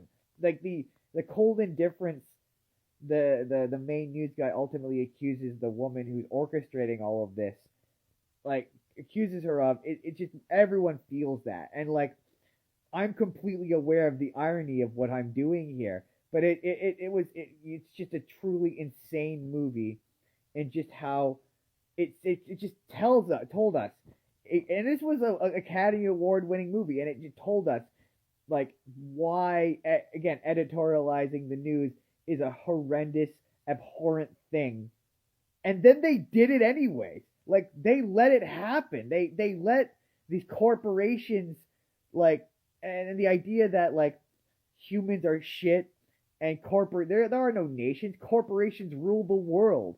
Like we let them they let them do that to us is insane. Insane movie. Insane, upsetting movie. That is also kind of funny. But 66, I got it right this time. Network. Welcome back to Top 100, where today we're about midway through the 60s with number 65, Silence of the Lambs. Now, up front, there is an LGBTQ element to this, which I don't feel qualified to talk about. I'm sure it felt offensive and it felt like it wasn't an okay form of representation, but I could be wrong about that. And once again, I don't feel like I'm qualified to talk about it. Moving on from that, I will say as well, it is nice to have a movie after 35 movies to finally have a movie with a female lead. Hell, it's nice to have a movie where a woman isn't treated like an object or like it's something that needs to be taken away from another guy. It was just nice to have a woman with some agency. Pardon the phrase. Otherwise, yeah, like my sort of measure for how like solid or how phenomenal a movie on this list is did I check my phone? I did not check my phone once. This movie from start to finish had me absolutely thrown. I 1 minute it was like an hour in, and then the next minute it was over. It was like crazy how fast this movie moved. And just there's a reason it's iconic. It's one of those things where you've seen selections from this movie and you don't even realize it. It's just one of those. It's so iconic. Anthony Hopkins is utterly terrifying in this movie in the sense that you don't. Even when he's behind glass, like he could get out. He could get out at any moment and kill every single person in that room. It's a truly insane performance, and it just makes me go, I think I need to watch more Hannibal Lecter movies, ideally with him in them, because I kind of think this character is like insanely fascinating, and I truly understand why. Again, he became one of the most iconic characters of all time. It is warranted every bit of praise it's been heaped upon, and it's one of those movies I can't believe I haven't watched sooner. I've sat down to watch it a few times and I never commit to it, and I can't believe I haven't, because that's why I kind of am having such a great time with this series. Even if no one's watching these, it's kind of for me to discover these periods in history and seeing these movies and experiencing these new experiences. And as a final note, it's kind of nice to see a movie that has some modern filmmaking sensibilities. Not that it's not interesting watching those movies from the 50s and 60s, but it's nice to watch a movie from the 90s. But anyway, number 65. Welcome back to Top 100, where we are back, baby, after our week-long hiatus, where today we're talking about number 64. I think, pretty confident the first Steven Spielberg movie on the list, Close Encounters of the Third Kind. And what a wildly interesting movie. Because to me, the perspective that aliens who are way smarter than us and have developed the technology to travel millions of light years from their planet, and for one reason or another have chosen to come to our planet, but have yet to effectively evolve the communication skills to not cryptically communicate. Very odd. Like, as far as I can see, it's one of two things. Either our feeble human minds, in the context of the movie anyway, our feeble human minds simply cannot comprehend their language, and it drives us absolutely crazy, which is what happens to most of the characters in this movie, or they're just fucking with us, which, why would they travel millions of light years just to fuck with us? Like, in my imagination, they're just a bunch of, like, 20-somethings, the alien equivalent to, like, 20-somethings, and they're just like, hey, Glarknar, hey, check it out. If I just flick on my high beam, look at how it freaks him out. It's so fun. Look how it freaks. If I just flick it on the high beams and I activate the, if I just activate that, it makes this funky little sound. And they look at them. They scramble. Stupid looking humans. It's and like all the little kid ones, like, Ma, can we keep a few? And they start taking them. And then, like, the adult ones are like, Rock, you can't take them. Okay. You can have one, but it has to come willingly. It has to willingly come. And, like, they take it back to his home planet, and it's like, he's like the equivalent to, like, a dog or something. Like, that's in my brain. That's from the aliens' perspectives. That's what has happened in this movie, which is, I enjoyed it. I had a good time. It was fun. That was number 64. Close Encounters of the Third Kind. Welcome back to Top 100, where today we're looking at another boring Western. Another Western with Stagecoach. And I won't lie to you, the minute I saw John Wayne's name in the credits, it was like just a countdown to when he said a slur. And I was surprised. He did not say a slur. Other people said slurs. Just a lot. There's a lot of racism in this movie. It's a very racist movie. It's one of those times where I'm like, really, when you're like top 100 greatest movies America has ever produced, we're really proud of. The one that's just like aggressively racist. Those are the ones that we're the most proud of. Because that speaks to the American experience, I suppose.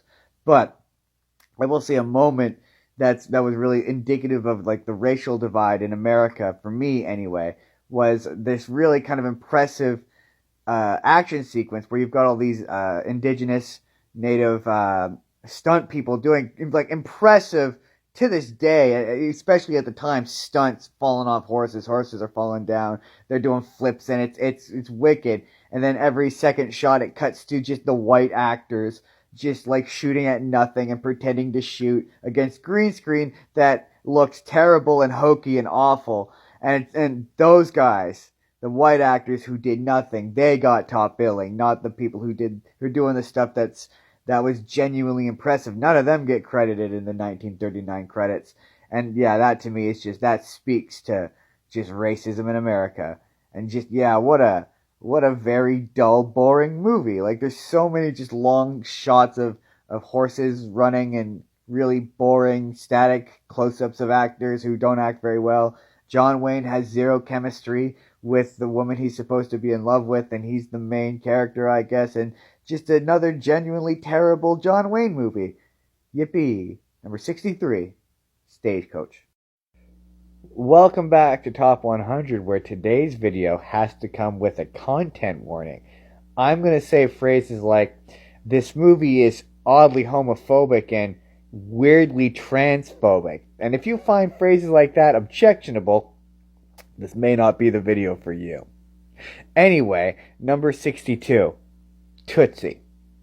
This movie is oddly homophobic and transphobic because it starts with and begins with the entire premise of men they're not supposed to dress like women. That's not God's way. And like every character in this movie, when they find out he's dressing like a woman, is like, it's just for the work, right? You're not, into the stuff. Like, there's so many characters have so many moments of gay panic in this movie. Like the movie ends with the summation that he's bad for making the guys have the perception that they may be a little bit gay. Like that's the ultimate summation of this thing, is that it's like it's there's a scene where one of the characters is very much like, men are men and women are women, and Dustin Hoffman agrees with him while being dressed as a woman, which I don't know. Maybe that's not transphobic, but it kind of feels a little transphobic. Also, there's an oddly odd scene where Dustin Hoffman as the Tootsie, I can't remember the character's name, Dorothy, as Dorothy, is nearly sexually assaulted by her coworker, and Robin Williams, not Robin Williams, Bill Murray of all people, yeah, we're talking about Bill Murray. Bill Murray shows up and proceeds to slut shame him for it.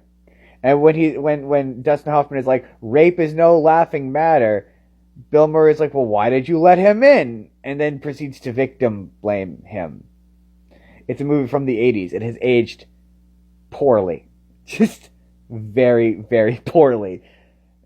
It's just a not very good movie. I'm sorry. I know it's a classic and people love it, but it's not a very good movie. Anyway, number 62, Tootsie.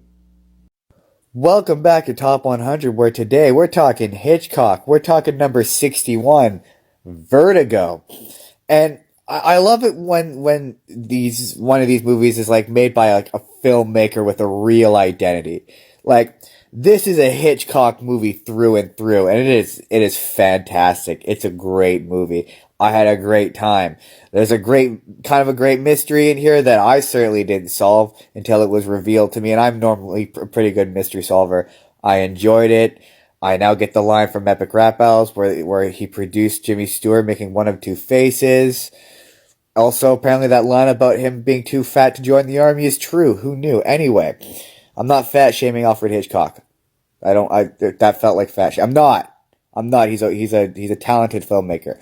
And I wouldn't normally do this. But this movie is great, and if you're gonna watch, you should watch it, and if you're gonna watch it, you should go in kind of clean. So I'm gonna throw up a spoiler warning for a very old movie. Go watch it, and come back. Pause this video, now. Okay, did you watch it? Did you watch it? It's great, isn't it? It's a good time. It's fun. It's suspenseful. Yeah, Jimmy Stewart doesn't have the greatest of chemistries with the main lead actress. Some of the kissing is weird, but it's a great movie. And far be it from me to criticize a master and a quasi genius like Alfred Hitchcock. But if I were to make one complaint about sort of the revelation in this movie, I do sort of wish that they hadn't blown the revelation that she's still alive, like in a letter immediately. I kind of wish like it had been more unclear that it was her as he was slowly transforming her into Madeline, and then at the end when he's all angry and kind of physically abusing her a little bit and tossing her around. Then there's the reveal that she's actually been alive the whole time and she's actually Madeline. Like, I get it's like the 1950s and it's like really obvious it's the same actress, but I think that maybe she could have played the character like a little differently so that it wasn't immediately apparent and that mystery could have been prolonged a bit longer. But it's still a great reveal and it still caught me completely off guard. Even I was like, what the fuck? She looks just like her. That's crazy. So yeah, I didn't immediately get that it was her. So, again, great movie. I hope if you took a pause at the spoiler warning, you also enjoyed it. Number 61, Vertigo. Next time, we get to watch Indiana Jones, which I'm excited for. That's going to be great. Welcome back to Top 100, where if we had a Mount Rushmore of Steven Spielberg movies, this would definitely be on it with number 60, Raiders of the Lost Ark, which is my second Steven Spielberg movie I've gotten to watch, and my goodness, the man knows how to make a movie. This movie's just so much fun. It's like wall-to-wall action. The characters are fun. It's just an overall fun experience. But in the vein of taking a critical look at the things we love while still loving them, but being critical about them, maybe giving Indiana Jones the he seduced a 15-year-old backstory perhaps is not the greatest thing on the planet. And also, I mean, I think it's funny, but there's the occasional moment where they have Harrison Ford just doing hilariously unimpressive stunts set to disproportionately epic music, and it's funny every single time. But overall, yeah, man, I still love this movie. It's a great time. It doesn't require a lot of thought. It's very silly. Like, yeah, there's a couple moments that don't really make any sense, and yes, if you removed Indy from the plot, the movie would still happen. But who cares? It's fun. Shut up. Anyway, That's that's 40 movies. 40 movies down with number 60, Raiders of the Lost Ark. Welcome back to Top 100, where today we're looking into teenage issues in the 1950s with number 59, Rebel Without a Cause. And I don't know, maybe it's because I wasn't a teenager back in the 1950s and I was a teenager in the mid 2000s that I found this movie to be deeply, deeply confusing. Because this movie has James Dean, which, okay, yeah, phenomenal actor. Let's get that out of the way. He's a great actor. Performance is phenomenal. Anyway, he is upset at the beginning of the movie because his dad, who seems perfectly reasonable and nice, doesn't hit his mom enough, who also seems perfectly reasonable and nice. And, like, at one point early on in the movie, James Dean comes home and his dad is taking dinner to his mom, who is sick, and his dad, Thurston Howell III. That might be too niche or dated of a reference. It's topical for the time that this movie came out anyway. He has dropped the food accidentally because he is clumsy and he is wearing the wife's apron, and James Dean yells at him and tells him he should just leave it for the mom and berates him for wearing the apron because he's just a prick, I guess. I mean, he kind of sort of becomes nicer as the movie goes on, but for most of this, he's just kind of a prick. And the inciting incident of the movie is whilst at a planetarium, the lamest activity I could possibly think of, James Dean makes a mooing noise, which offends the least, who I'm guessing must be delinquents, but least threatening looking group of white people I've ever seen. The mooing prompts them to want to stab James Dean to death for some reason, and then they call James Dean a chicken, which to me in 2023 is like the most tepid insult on the planet. They call him a chicken, which then prompts them to have a race to the death, which James Dean survives, and his parents tell him to cover up. This is a deeply confusing and weird, I guess the idea of teenage rebellion in the 1950s is just different, and I just don't understand it, and it was confusing. But that was number 59, Rebel Without a Cause. Welcome back to Top 100, where today we're taking one of two opportunities to talk about the myth, the mouse, Disney, with number 58, Walt Disney's Fantasia, whom I doubt animated a frame of this, but they make painstaking efforts to mention his name every chance they can. Now, before I really jump into the meat of this, I'd like to tell a story of the first time I watched Fantasia, and I saw a VHS tape on a shelf, and I saw Sorcerer Mickey, and I was like, it's Mickey, but he's a wizard, and I was excited, and I put it in, and I watched the very, very dry man explain the premise of it, and I watched it for about 29 minutes, and then I turned it off because it is one of the most agonizingly boring things I have ever watched. Oi, oi, oi. And okay, look, man, I acknowledge it's experimental. I acknowledge that it is, well animated, and it's a 2 hour. I don't even know why it's on this list of movies, because it's like a 2 hour long music video set to quasi-okay animation to classical music. It's not really doing anything very interesting. The guy explains everything in explicit detail, so you know exactly what's going to happen before it happens, so there's no real surprises to anything. And the most exciting part, and the only part I guarantee you remember, seriously, name one other segment from this other than maybe Bald Mountain that you remember other than the Sorcerer Mickey bit. The rest of it is forgettable, just boring. It's boring is the word I keep coming back to. I usually I run most of these movies past what I call the phone test, where I track how long or how boring the movie is before I pull out my phone and start looking at other things.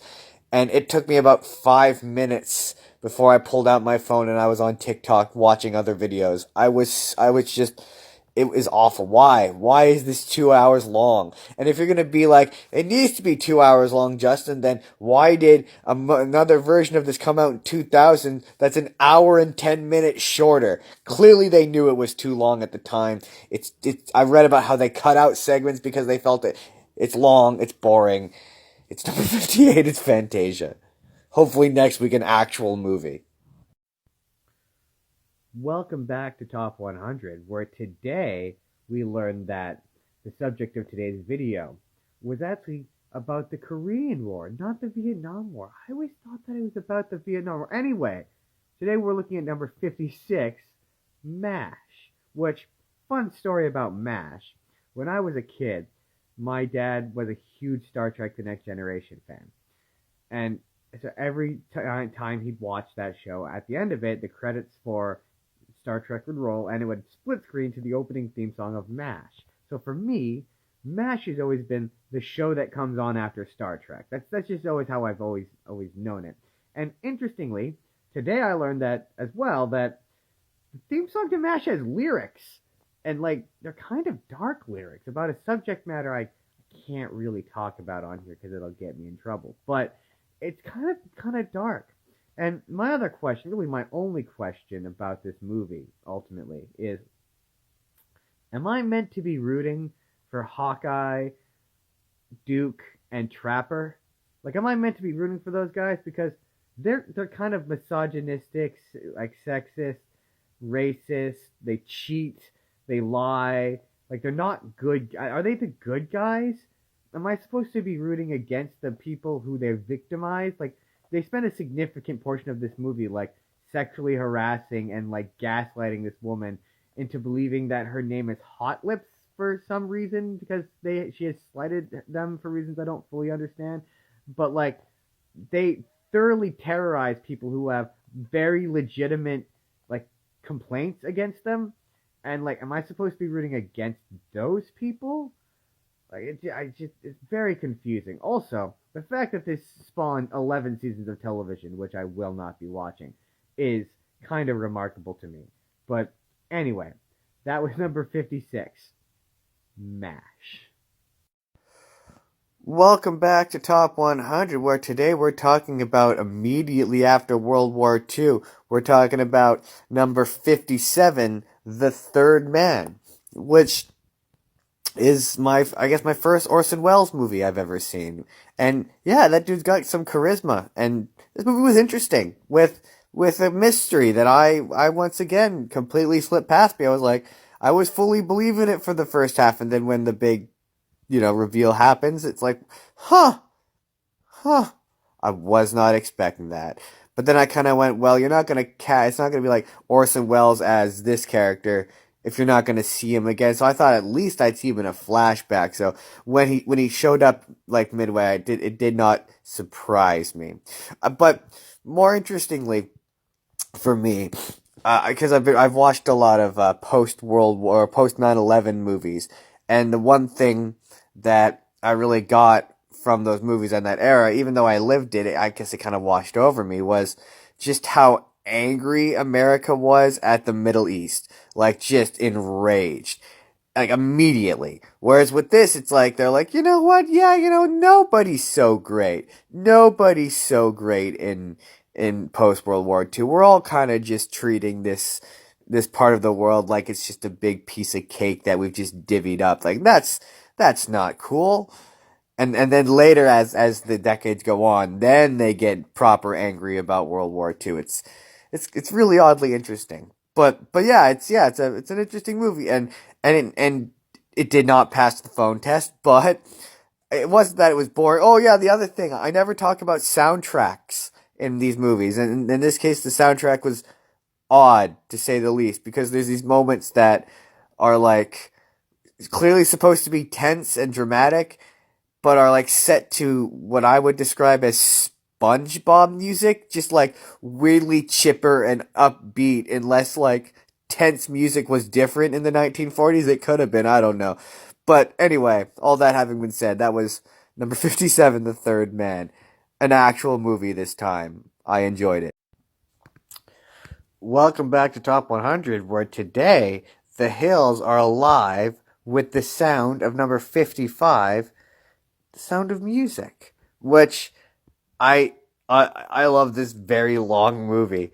Like it's just a ton of fun. It's silly, it's goofy, it's Julie Andrews is just so charming. It's hard not to love her as she sings about everything and is just having a good time and is giving the rough husband the what for, and he needs the what for, and he needs a little color in his life, and it's just a cute fun movie that I really truly some of the less desirable German people show up in this, and it's like, oh, there those guys are in there, and it gets surprisingly tense at the end. Other than that, it's pretty forward thinking for this era of time, which are normally pretty regressive. But anyway, that's a surprisingly short amount to say about number 55. The Sound of Music. Welcome back to Top 100, where today we're going to start off with another little fun little story as we talk about number 54, All Quiet on the Western Front. Because when I was in high school, this was the book that the teacher told you that you were lucky you didn't have to read. So, when I was in grade 12, I got to read Kite Runner because I didn't have to read this, which features kind of an important topic that schools kind of just skip over, but that's another topic for another day. Anyway, All Quiet on the Western Front. This movie's kind of wild to me because it's out in 1930, and it's a movie that I would argue paints Germans. I know, Hitler disagrees on this, but it paints the Germans in an oddly sensitive and sympathetic light in the sense that it's just like war is scary for everybody. Like, yeah, if you showed up and you just heard endless gunfire, you'd probably cry. If you walked onto a battlefield and something exploded behind you and you had never experienced that before, you'd also probably shit your pants. Or piss your pants, or it's not entirely clear what he does, but he goes in his pants. Anyway, it's really, really the point of the movie is that it sucks for everybody. And it's kind of wild to me that really kind of more or less 10 years out, World War I is still fresh in their memories. This is before the Germans pull off the biggest sequel of all time. Prove me wrong. Anyway, this is before they come back in a big way with the second part. So it's still fresh in their minds. And it's several odd years later, and bad guy with vague German accent is still a villain in our minds. So it's crazy to me that someone could get away with being like, yeah, the bad guys of the big thing that just happened, yeah, they're also had kind of a bad time with this, and stuff was rough all over, and it was just bad all around. And what was the point of any of it? The fact that they sort of got away with it in 1930, and people still are talking about it. They just remade this movie. Crazy stuff. Wild to me. Anyway, that was number 54, All Quiet on the Western Front. Welcome back to Top 100, where today we're asking to be rocked by number 53, Amadeus, which is number one, too long.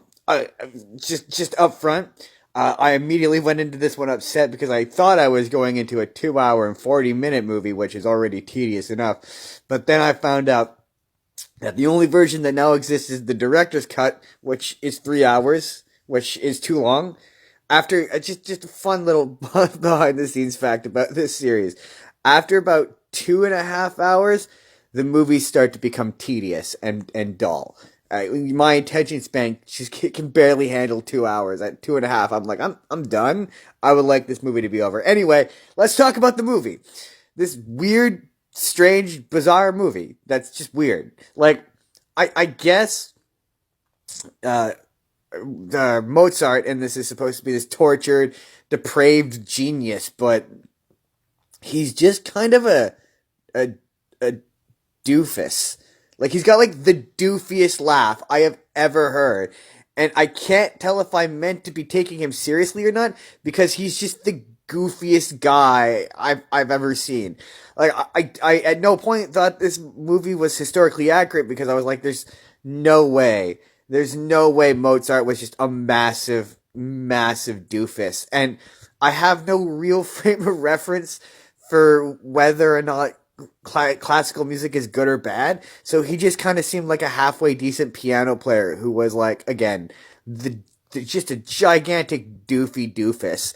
Like, he was silly and weird, and the wigs were silly and weird, and it was just all very silly and weird, and I don't know, perhaps this is just one of those ones I just didn't get, because I was bored and was also thought it was weird and hilarious. So I don't know. It's a mixed bag of a thing for me that at the end of the day is too long. Number 53, Amadeus.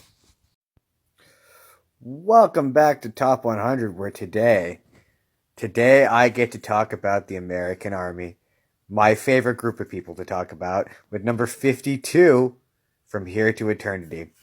Which, the most fascinating part is how much the American Army censored the heck out of this movie and covered up a ton of stuff from the book it's originally based on. And really, the summation of this thing, if I were to make a summation, seems to be, man, when the American Army has no one to fight, they sure fight each other. And they sure fight each other over this and like punish and torture each other for like the most pedestrian and like nothing things. Oh, the guy doesn't want to box in your boxing match. Oh, such a crime. Totally worth murdering his friends. Also, I kind of always forget that there was a period of time where Italian people weren't considered white. Like there's a lot of Italian racism in this, which is like, oh yeah, right. That was a thing. Otherwise, yeah, kind of a not very interesting movie. The most interesting bit for me was how there was one character who was a host at a club, and she was clearly just a lady of the night, and it's the 1950s or whatever, and you can't utilize or call them lady of the night. So she's just a host. But yeah, that was number 52. From Here to Eternity. Welcome back to Top 100, where today we're taking a look at a class of people who's just criminally underrepresented in media, the rich white person, with number 51, The Philadelphia Story. And this movie features Audrey Hepburn. I'm almost entirely sure I'm mispronouncing that. Features her as a woman who just has the unmitigated gall to leave her abusive alcoholic husband, whom it's her fault for being a nagging shrew. And really, she is just an utter and complete, monster of a woman for committing the crime, really, of divorcing someone whom she wasn't right for. A man who just treats her like absolute dog shit, and that for some reason, despite hating each other most of the movie, get back together in the end, because it's the 1940s and that's what you do. Divorce isn't a thing back then, are you kidding? And it's kind of funny because I'm at that point where I'm starting to recognize like actors and actresses like movie to movie now, and Audrey Hepburn, man, she sure commits the crime of having an opinion or a voice a lot in these movies, and that's what's wrong with her. And like Jimmy Stewart, he sure is just a dick. Like he's just an ass, a massive asshole who women fall for, but ultimately decide not to be with in the end. Apparently, that's his thing. That's what he does. He's just not a cool guy. Anyway, yeah, that was number 51, The Philadelphia Story. What a weird movie. Welcome back to Top 100, where today, we're talking about a genre I just don't talk about nearly enough in this series, and that's another friggin' Western, with number 50, Butch Cassidy and the Sundance Kid. And look, man, my heart's warm, and my cold heart is warming a little more each and every time to the Western genre because I actually kind of like this movie. They're fun characters and they're charismatic, and I don't know, it's something about the way they speak is a bit more modern, so I was a bit more into it. It's a funny movie. It's action packed and it's fun, and it's like the first time I've seen a Western where it actually kind of looked fun to be a bad guy in the Wild West, and I think I might go play some Red Dead Redemption after this because that game is based off of this movie, and I could very much see it. It's fun. It's also the first time I've seen the montage used so thoroughly in this series. It's kind of fun, and or I should say not the first time, but like the earliest I can recall a movie that has used the montage, which is quite fun. It also has the world's first throuple because they're definitely all dating each other. The woman, she's dating both of them at the same time, and they're just okay with that because you can tell me that she's not dating Butch, but I mean they have a delightful montage riding on a bicycle set to Raindrops Are Falling on My Head. It's delightful. They're very definitely dating, and she's also dating the Sundance Kid as well. They're very much together as well. The big old throuple, and hey, it's 1969. That's forward thinking for that time. So just an all around fun time. Number 50, Butch Cassidy and the Sundance Kid. Although I will say we're halfway done. We're halfway through this, and I kind of figured the halfway point would be a little more remarkable than this, but we're halfway. 50 down, 50 to go. Here we go. Welcome back to Top 100, where today it is only the second of two opportunities to talk about Disney, with number 49, which Disney Plus confidently declared it the greatest animated movie of all time, and I just don't know that it is. I think there's better Disney movies out there. I think if you were only going to include two Disney movies, there's better Disney movies. Certainly better than Fantasia, the other one that's on the list. Like there's just, yeah, I don't know. But hey, look, man, I'm all for a movie that's a nice, clean hour and a half, hour and 25 minutes. I think actually that has no fat, is crazy lean, and gets right to the point. There's a few things that were kind of odd to me though. I did think the fact that the Queen had the Huntsman, and it really, I think we all just don't think about this a whole lot, but the fact that he wanted her to stab Snow White to death and then dismember her is sort of weird that her option for murder was a simple poisoned apple. I'm just saying the stabby bit that's way more personal and involved than just the amount of effort that the guy would have had to go through to like get her heart. It's a lot. It's a lot that he would have had to go to, deeply traumatizing, and she chose to just poison her with a magic apple. Minimal, I guess, less effort, but just like way less personal. And for most of the movie, I was like, I understand why subsequent tellings of this sort of gave Snow White flaws, made her a flawed character because she is insufferably flawless. She's just this perfect, like, angel of a character who everyone falls in love with pretty much instantly, with the exception of Grumpy. And I was like, the entire movie, I was like, she doesn't really have any flaws up until the end, where the dwarves are very much like, hey, so yeah, don't let anyone in here, especially any creepy old ladies, like immediately creepy old ladies, followed by just the horniest vultures I've ever seen. Seriously, they're just like, I'm gonna eat you. I'm gonna eat you. And the first chance I get, I'm gonna devour you. Like they're just hungry vultures. Don't let that kind of woman in, and then she does, and then proceeds to believe just like the most obvious crock of. So I guess her one flaw is that she's naive and doesn't listen very well. But overall, just a cute movie. You kind of understand, and also the animation, the rotoscoping, man. The animation is like so fluid and like holds up quite honestly, even to this day for a movie that came out in 1940. Shoot, I'm running out of time. That was number 49, Snow White. Welcome back to Top 100, where today we're taking a visit back to Steven Spielberg Town. We're workshopping the name with number 48, Jaws. And This movie's a great time. It's just fun performances, weird monologues, unnerving violence, making you uncomfortable to go in the water. For me, this wasn't that movie. For me, weirdly enough, the movie that made me uncomfortable to go in the water was Titanic. I don't know why. Just the images of the ghost ship made me go ooh. Anyway, uh, I this movie is a great time, but on the other hand, I know like a lot about sharks now, and I this is just an unrealistic movie that sharks would not do.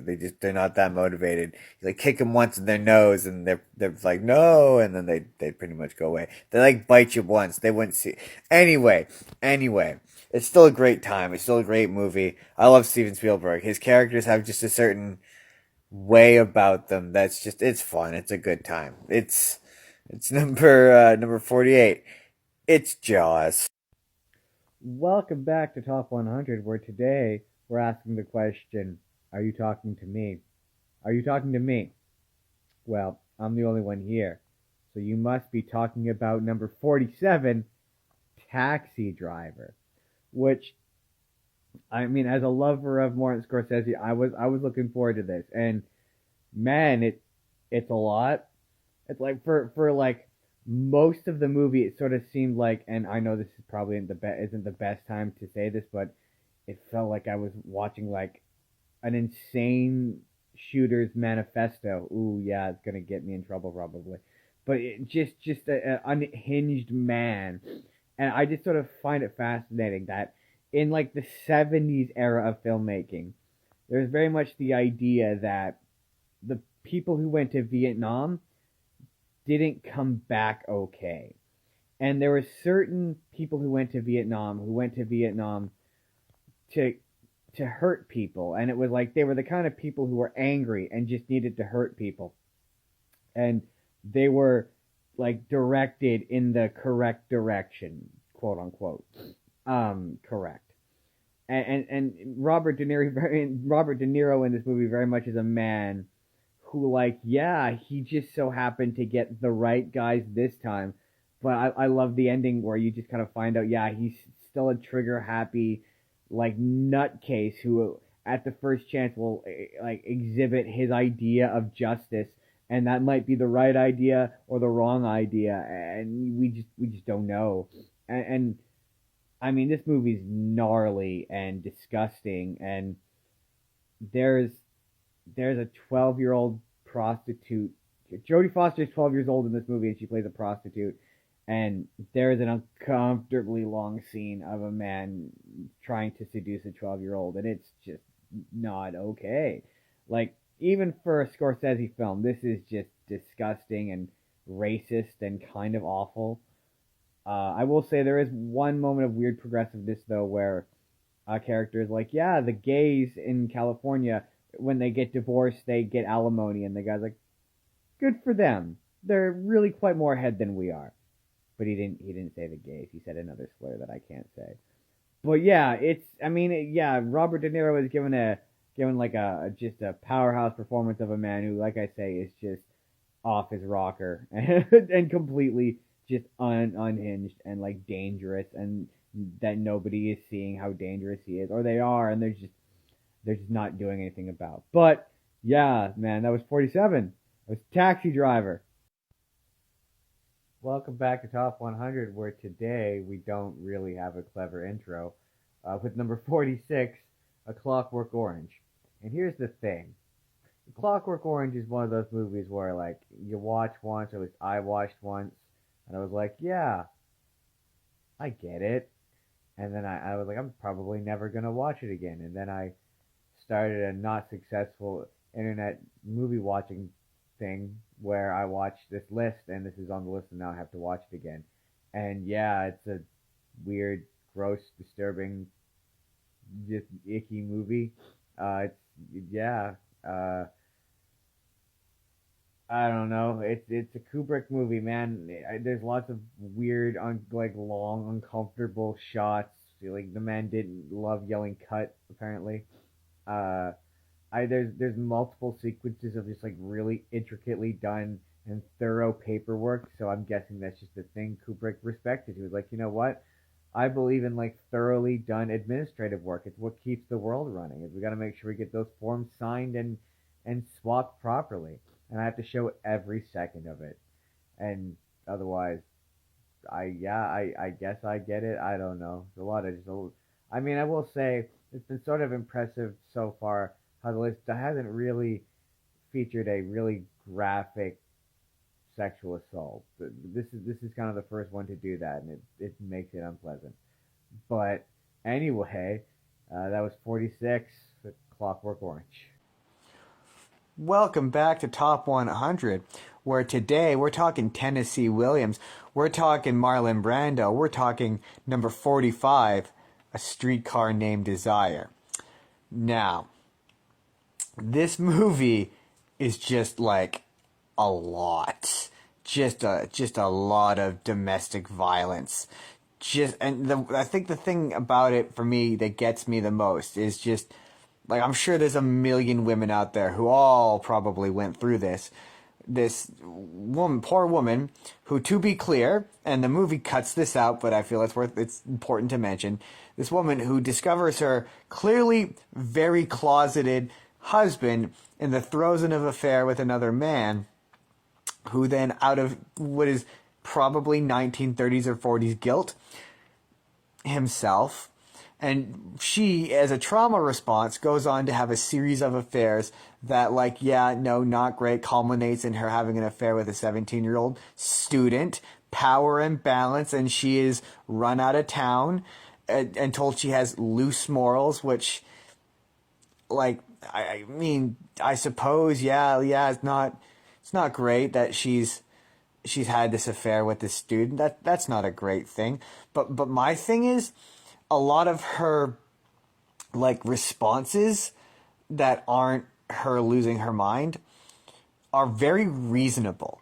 Like Stanley is an absolute piece of dog shit, and she is like, yeah, this isn't okay, and then, like, every person in the movie just sort of gaslights her into thinking that it's okay, because they're either a victim or very much an abuser. Like, even the guy who's the quote-unquote nice guy in the story, like, beats the hell out of her. It's just, like it's that type of movie where every guy is awful, or like, is facilitating awfulness. And, I mean, yeah, it was a lot. It was a lot of a movie. But that was number 45, A Streetcar Named Desire. Next time, we get to talk about 3 hours of racism and Birth of a Nation. Oh, goody. I'm so tired. Welcome back to Top 100, where... forget the intro. Forget the intro. Why? Why is this number 44 on the list? For the 44th best movie of all time. Why? We're talking about Birth of a Nation. Who gives a shit? Why? Better, according to the people who make this list, this is better than Raiders.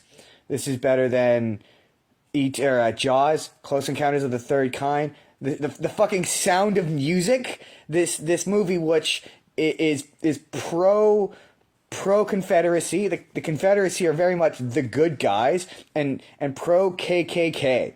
Like, that's the... Why? And if you're gonna give me some bullshit about, like, technical prowess and how it's a technically amazing movie, fuck right off with that. Because, like, he had the technical ability to make such an outstanding piece of film. And this is what he chose to do with that skill. Like, and normally I'm like, yeah, you know, benefit of the doubt, give them the benefit of the doubt, like, maybe they didn't know better. No, but fuck this guy, he knew better. Like, even in 1915, they were like, yeah, it's too much. Even he knew it was too much, because he spent the rest of his career, the guy who made this, D.W. Griffin, whose name is everywhere, by the way, he was, like, absurdly proud of this piece of dog shit. He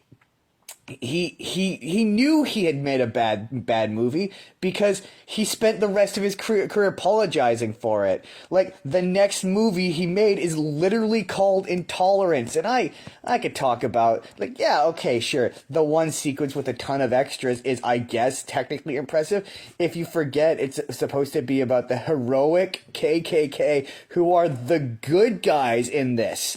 Like, Are you kidding me? How can you like just look past that and be like, yeah, man, this movie, this awful racist piece of shit, this is what represents us as America. Yeah, I guess just everything is built off the back of slavery in America. Like, honest to goodness, like, I'm mad at myself that I put myself through that. I was upset the whole time. I did not have a good time, and it being a silent film just didn't help matters. Like, and not to mention my already pretty thorough disdain of 3 hour movies. Like, just Jesus. Oh my God. Oh, I'm so glad that's over with. Like, terrible, terrible movie. What a waste of everyone's just. Ugh. 44, Birth of a Nation. Welcome back to Top 100, where today we're talking the myth, the monkey, the legend, number 43, the original King Kong. And we're not talking no soft Peter Jackson, oh, even the gorilla deserves sympathy King Kong. We're talking the original. He's kind of a psychopath King Kong because he kills so many people in this movie.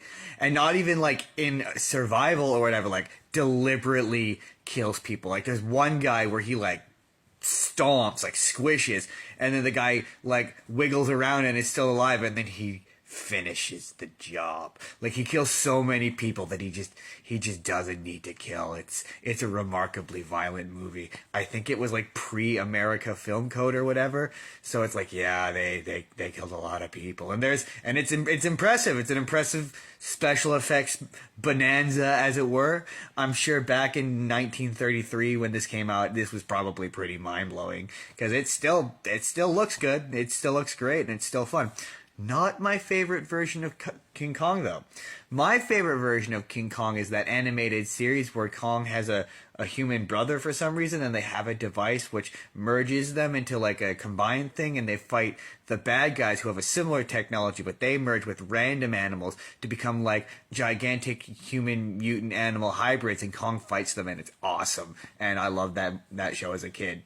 That's probably my favorite version of King Kong. Anyway, that was number 43. King Kong. Very fun. Welcome back to Top 100, where we are once again in the paranoid world of Alfred Hitchcock with number 42, Rear Window. And yeah, man, he really knows how to like make you absolutely certain you know the answer and then completely doubt yourself and then make you absolutely sure. And even right to the end, you're like, Is he? Did he not? Everyone keep presenting such reasonable like explanations and everything just makes sense, and it's like bam, no, he really did a murder, and they're like, no, but did he? Did he all the way to the end? And yeah, Alfred Hitchcock absolutely like master of like making you just like uncomfortable. The big climax of this is like, oh, like I'm feeling anxious here. Like it's, and just the general helplessness that you feel like that Jimmy Stewart has through it, where he's just trapped in this apartment and he can't do anything and he has to rely on other people, and particularly women, because he's a huge misogynist. Anyway, fun movie, mysterious, uncomfortable, all the things you expect out of an Alfred Hitchcock masterpiece. Number 42, Rear Window. Welcome back to Top 100, where today we're talking musicals with number 41, West Side Story, which, just up front, I've never seen because I don't really care for Romeo and Juliet to begin with.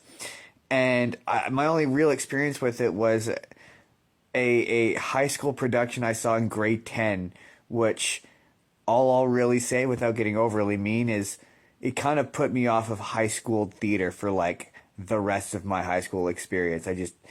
I'll never forget every time the main lead tried to hit a high note, the audience, it kept laughing, and it wasn't kind. It was a very mean-spirited time. Anyway, West Side Story. I mean, here's the thing. The music didn't do anything for me, and the story I didn't find particularly interesting, so I was just kind of bored. And I sort of realized at a certain point that, like, it didn't seem like a lot had happened, but yet I'd already passed the intermission. I was like, wait, They just went to the dance. They're already doing but it was like 2 hours of movie had passed, but like 40 minutes to 30 minutes worth of story had happened, and I sort of realized that in musicals, the plot of the movie has to like grind to a halt so they can do, the dance sequences, and then the movie just kind of stops, but the runtime keeps going. It's like, oh, that's why this is 2.5 hours, because I wasn't very engaged with it, and I'm not like a musician or a singer. But a lot of the people sort of seemed like they couldn't sing.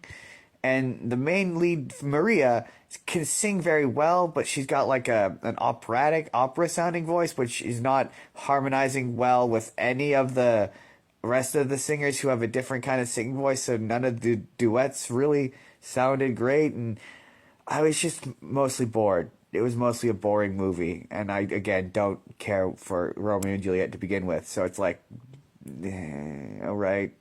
I mean, I will say some of the dance sequences, as always in any musical, were impressive. The amount of coordination involved in choreographing a dance sequence cannot be unstated. It's a lot of work. It's a lot of time, and to get that all on camera, yeah, it has some racism and some transphobia in there and some homophobia.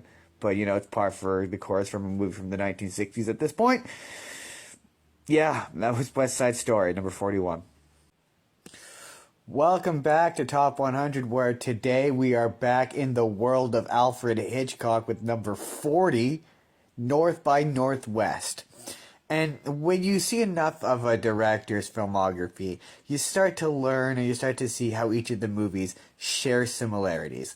And I really noticed that over the last few Alfred Hitchcock movies I've watched how these movies really seem to grind to an absolute halt, so Jimmy Stewart can make out with a much younger, much more attractive than him blonde woman.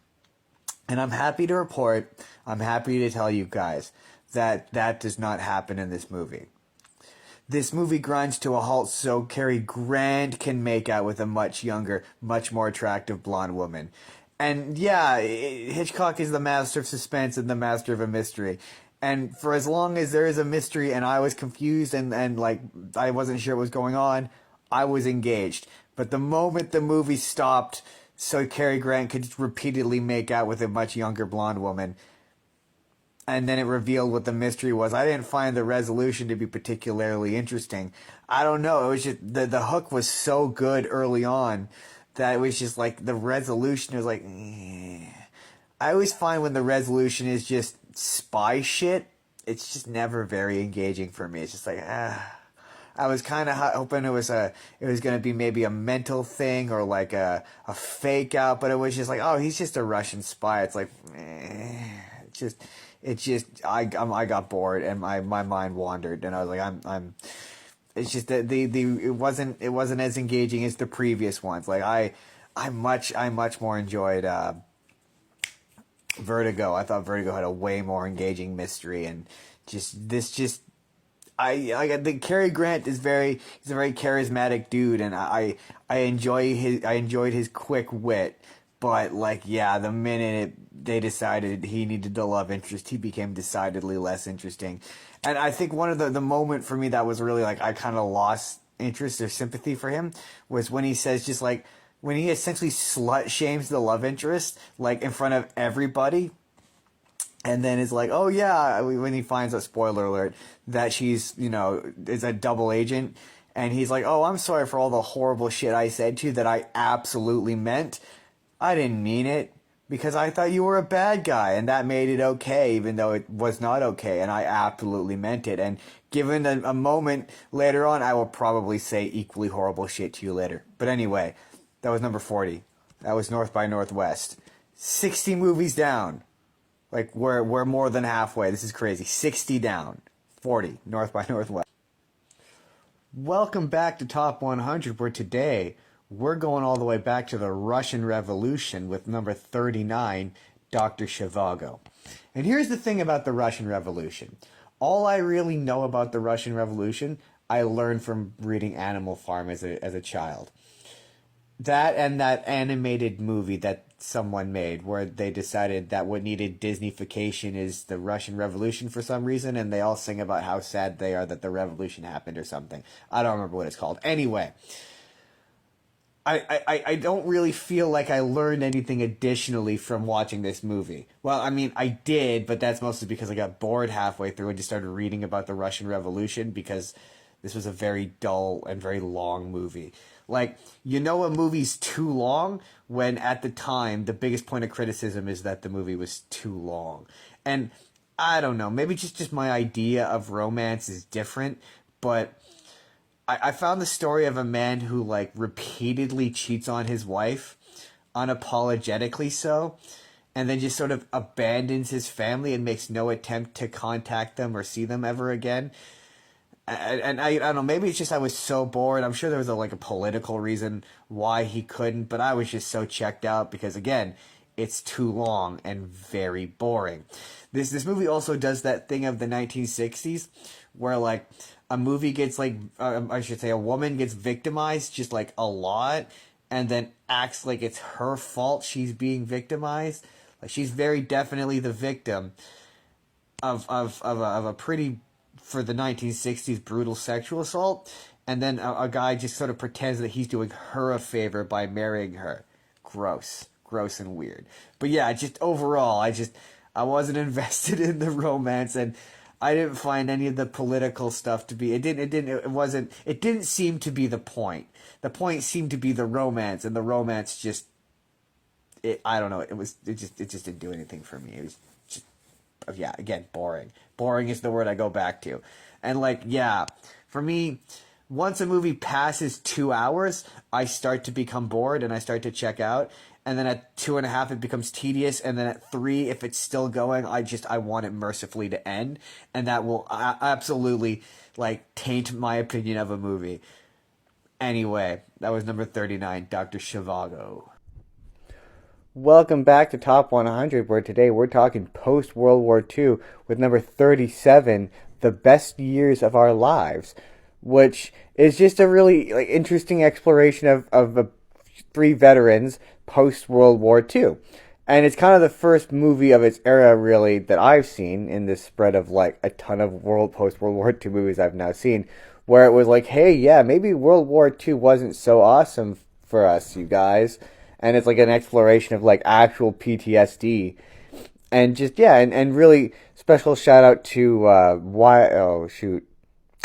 I've forgotten his name, but there's a paraplegic gentleman in this who is just phenomenal, and he was just a regular guy who came in and just gave this incredible performance, and there's just these really incredible like scenes early on where he's reintegrating into life where it's just like long, uncomfortable scenes of him just doing regular activities and everyone around him just not knowing how to react or where to look and it's just, yeah, incredible all around. Just a truly great and entertaining movie and definitely not boring, but just like too long.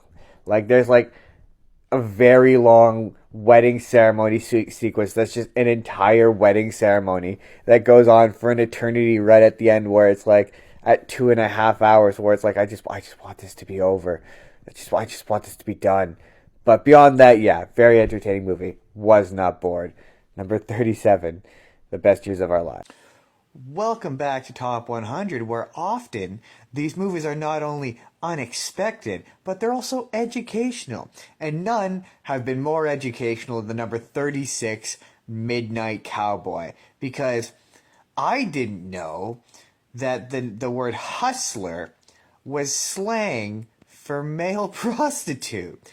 And so for the first 15 minutes of this movie, I thought it was just a happy jaunt about John Voight moving to the big city and being charmless and generally unattractive and trying to pick up women and his misadventures of him picking up women.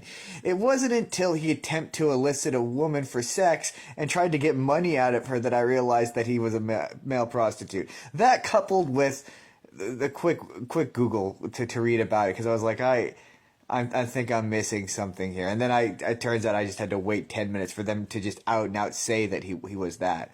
But This movie is really a romance at its heart. It's a romance between two deeply closeted homosexuals who really, over the course of 2 hours fall in love with each other. And if you want to say that they're not, because they do say a lot of slurs, like a lot of homophobic slurs, and they seem to really protest the idea that they're gay. Dustin Hoffman, whilst watching John Voight go off to have sex with a woman, his first fantasy is him and John Voight running down the beach holding hands. And the movie's climax, the ending of the movie, is them lovingly holding each other while Dustin Hoffman dies, and no one seems to care as he's still on the bus, and no one removes him from the bus where he's very much dead. It's weird, but they're lovingly holding each other, and it's looking romantic. And John Voight, also to be clear, is very willing to have sex with men in this movie. There's a surprising amount of willingness to have sex with a man for the 1960s. It's sort of impressive. Also, the fact that this is probably the only X-rated movie on this list that I'm probably gonna watch for this list. It's a dark, unpleasant movie, kind of a gross, surprisingly dirty movie for the 1960s. I was sort of impressed in that regard, and it was weird. It was a weird time. Anyway, that was number 36, Midnight Cowboy. Welcome back to Top 100, where today we're talking love in the 1930s with number 35, It Happened One Night, where we're talking in terms of love. We're talking the ancient art of negging.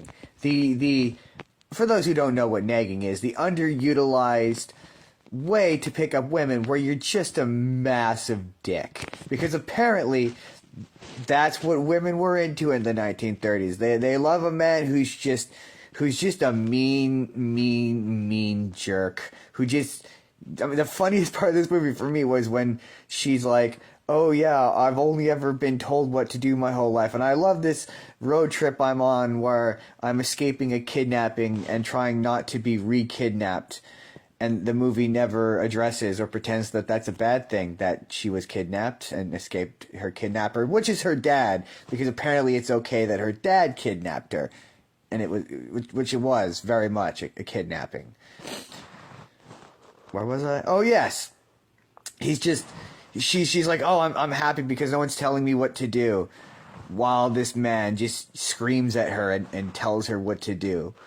It's very peculiar how apparently she finds that attractive, because he falls in love with the fact that she just listens and does exactly what she's told, which is what a woman should be doing in the 1930s, is doing exactly as she's been told.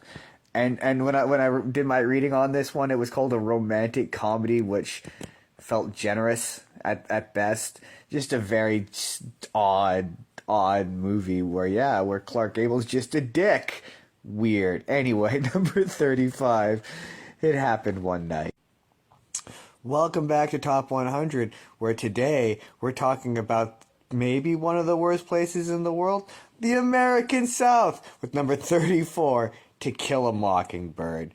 Yeah, with its kangaroo court idea of justice where people just openly commit perjury and nothing is really done about it because nothing is fair in the American South and everything sucks. And even when people are obviously lying, they just get away with it because that's just how it works down there. But I mean, my thing was initially for the first hour of it, where it's just the kids go on misadventures. I'm like, ugh, I'm so much more interested in Atticus Finch. Side note, Atticus, great name. Just a solid name. Anyway, I'm way more interested in his court case. I want to see him investigate and do that. I don't really care about the kids trying to see the mysterious neighbor who's weird for some reason. And then I was like I don't think the subplot's ever going to come back. And then it starts to get interesting and it gets into the court case and I'm really invested. And I'm like, where was this in the first half? And then the ending happens and it all comes back around. And I was like, oh, okay, yeah, now I get the first half. But initially the first half I was like, ugh, I'm bored.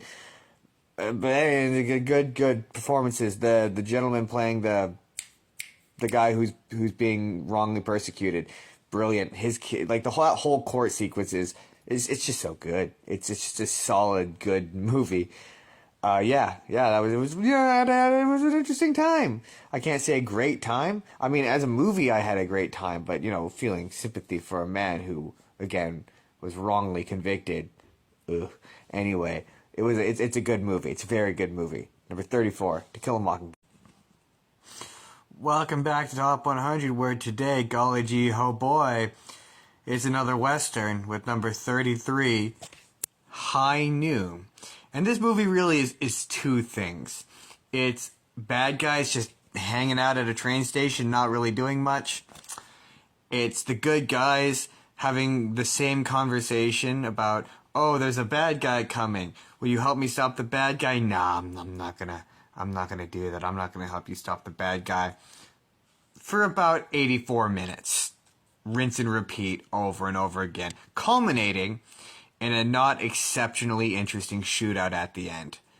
And that's kind of it. It's just kind of a nothing, boring, dull, not much going on, not much to say, nothing of a movie where characters just kind of hang around and do nothing.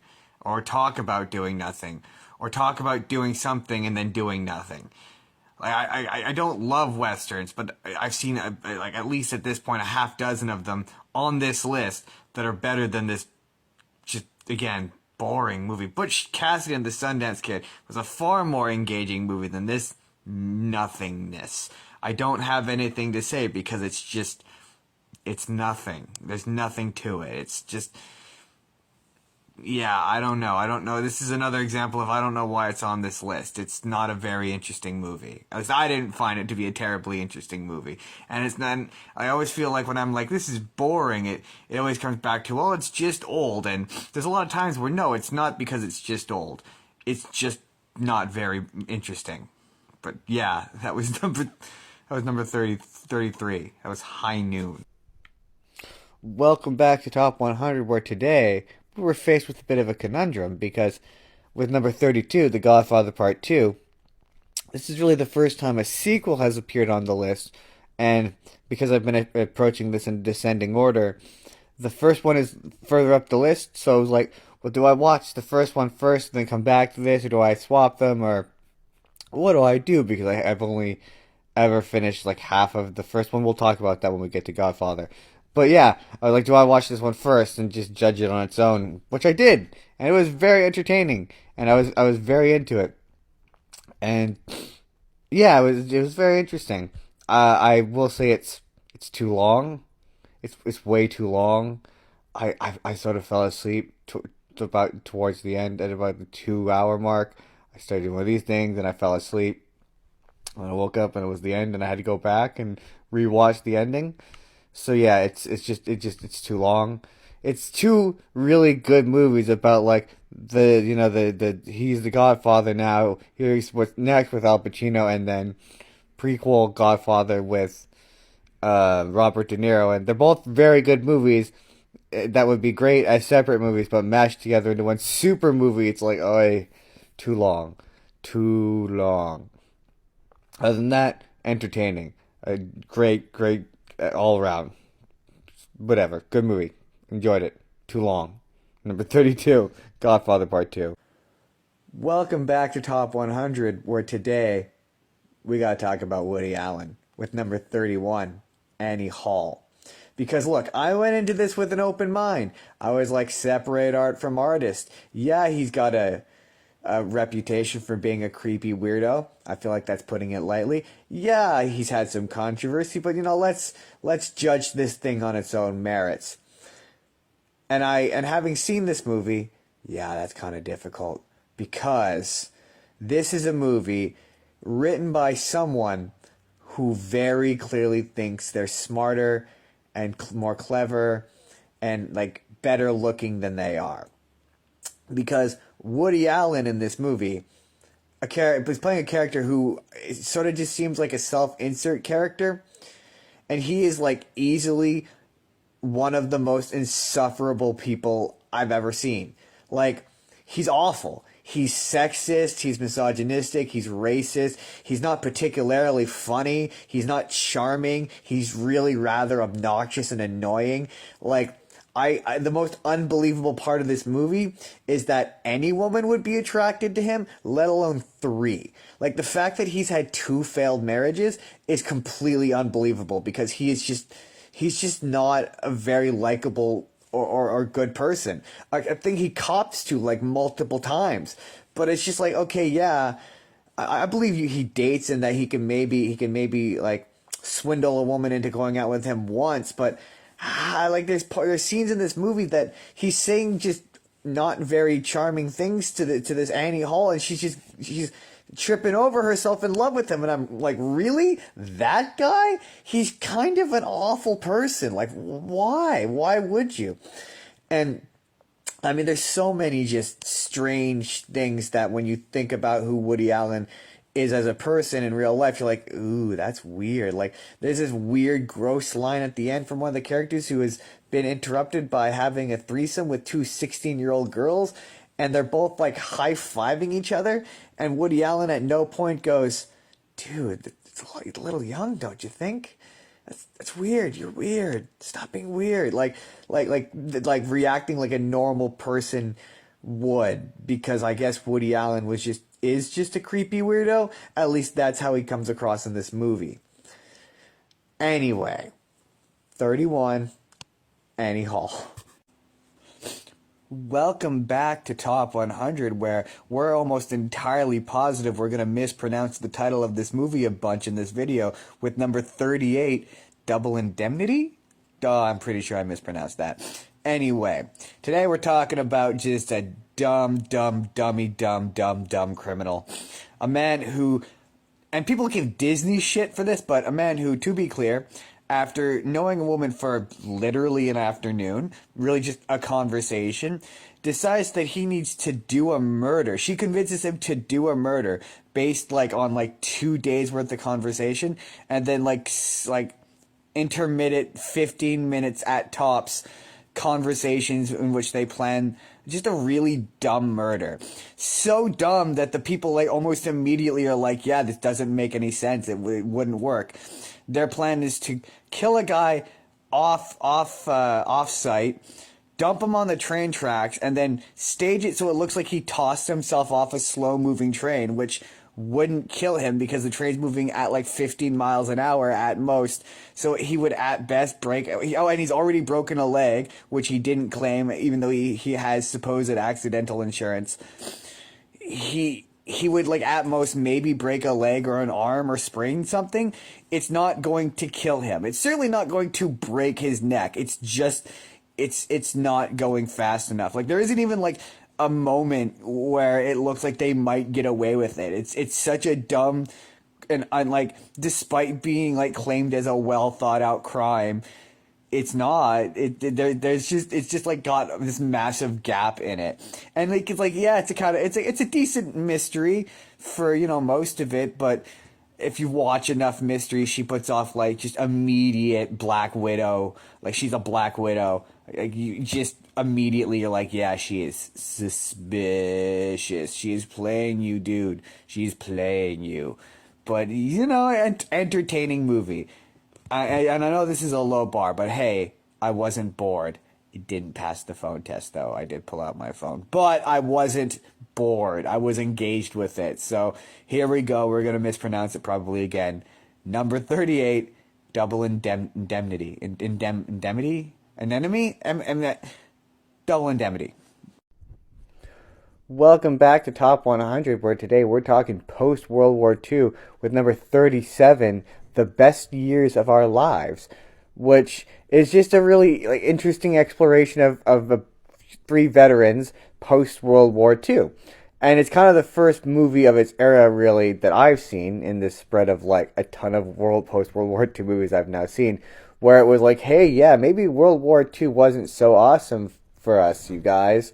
And it's like an exploration of like actual PTSD. And just, yeah, and really special shout out to,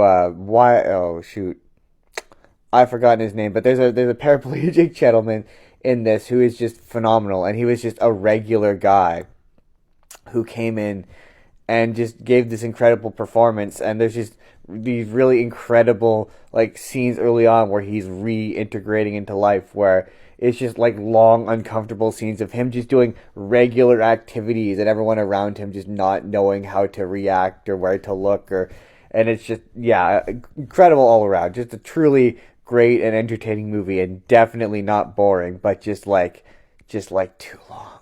Like there's like a very long wedding ceremony sequence that's just an entire wedding ceremony that goes on for an eternity right at the end, where it's like at 2.5 hours, where it's like I just want this to be over. I just want this to be done. But beyond that, yeah, very entertaining movie. Was not bored. Number 37, The Best Years of Our Life. Welcome back to Top 100, where often these movies are not only unexpected, but they're also educational. And none have been more educational than number 36, Midnight Cowboy. Because I didn't know that the word hustler was slang for male prostitute. And so for the first 15 minutes of this movie, I thought it was just a happy jaunt about Jon Voight moving to the big city and being charmless and generally unattractive and trying to pick up women and his misadventures of him picking up women. It wasn't until he attempted to elicit a woman for sex and tried to get money out of her that I realized that he was a male prostitute. That coupled with the quick Google to read about it, because I was like, I think I'm missing something here. And then it turns out I just had to wait 10 minutes for them to just out and out say that he was that. But this movie is really a romance at its heart. It's a romance between two deeply closeted homosexuals who really, over the course of 2 hours, fall in love with each other. And if you want to say that they're not, because they do say a lot of slurs, like a lot of homophobic slurs, and they seem to really protest the idea that they're gay, Dustin Hoffman, whilst watching Jon Voight go off to have sex with a woman, his first fantasy is him and Jon Voight running down the beach holding hands. And the movie's climax, the ending of the movie, is them lovingly holding each other while Dustin Hoffman dies, and no one seems to care as he's still on the bus, and no one like removes him from the bus where he's very much dead. It's weird, but they're like lovingly holding each other, and it's looking romantic. And Jon Voight, also to be clear, is very willing to have sex with men in this movie. Like there's a surprising amount of willingness to have sex with a man for the 1960s. It's sort of impressive. Also, the fact that this is probably the only X-rated movie on this list that I'm probably gonna watch for this list. It's a dark, unpleasant movie, kind of a gross, surprisingly dirty movie for the 1960s. I was sort of impressed in that regard, and it was weird. It was a weird time. Anyway, that was number 36, Midnight Cowboy. Welcome back to Top 100, where today we're talking love in the 1930s with number 35, It Happened One Night, where we're talking in terms of love. We're talking the ancient art of negging.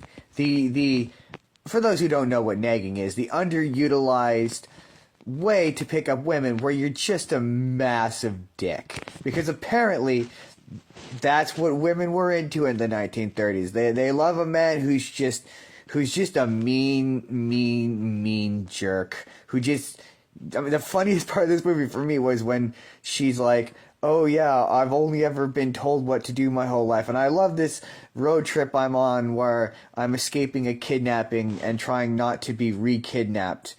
And the movie never addresses or pretends that that's a bad thing, that she was kidnapped and escaped her kidnapper, which is her dad, because apparently it's okay that her dad kidnapped her. And which it was very much a kidnapping. Where was I? Oh yes. She's like, oh, I'm happy because no one's telling me what to do, while this man just screams at her and tells her what to do. It's very peculiar how apparently she finds that attractive, because he falls in love with the fact that she just listens and does exactly what she's told, which is what a woman should be doing in the 1930s, is doing exactly as she's been told. And when I did my reading on this one, it was called a romantic comedy, which felt generous at best. Just a very odd movie where Clark Gable's just a dick. Weird. Anyway, number 35. It happened one night. Welcome back to Top 100, where today we're talking about maybe one of the worst places in the world, the American South, with number 34, To Kill a Mockingbird. Yeah, with its kangaroo court idea of justice where people just openly commit perjury and nothing is really done about it because nothing is fair in the American South and everything sucks.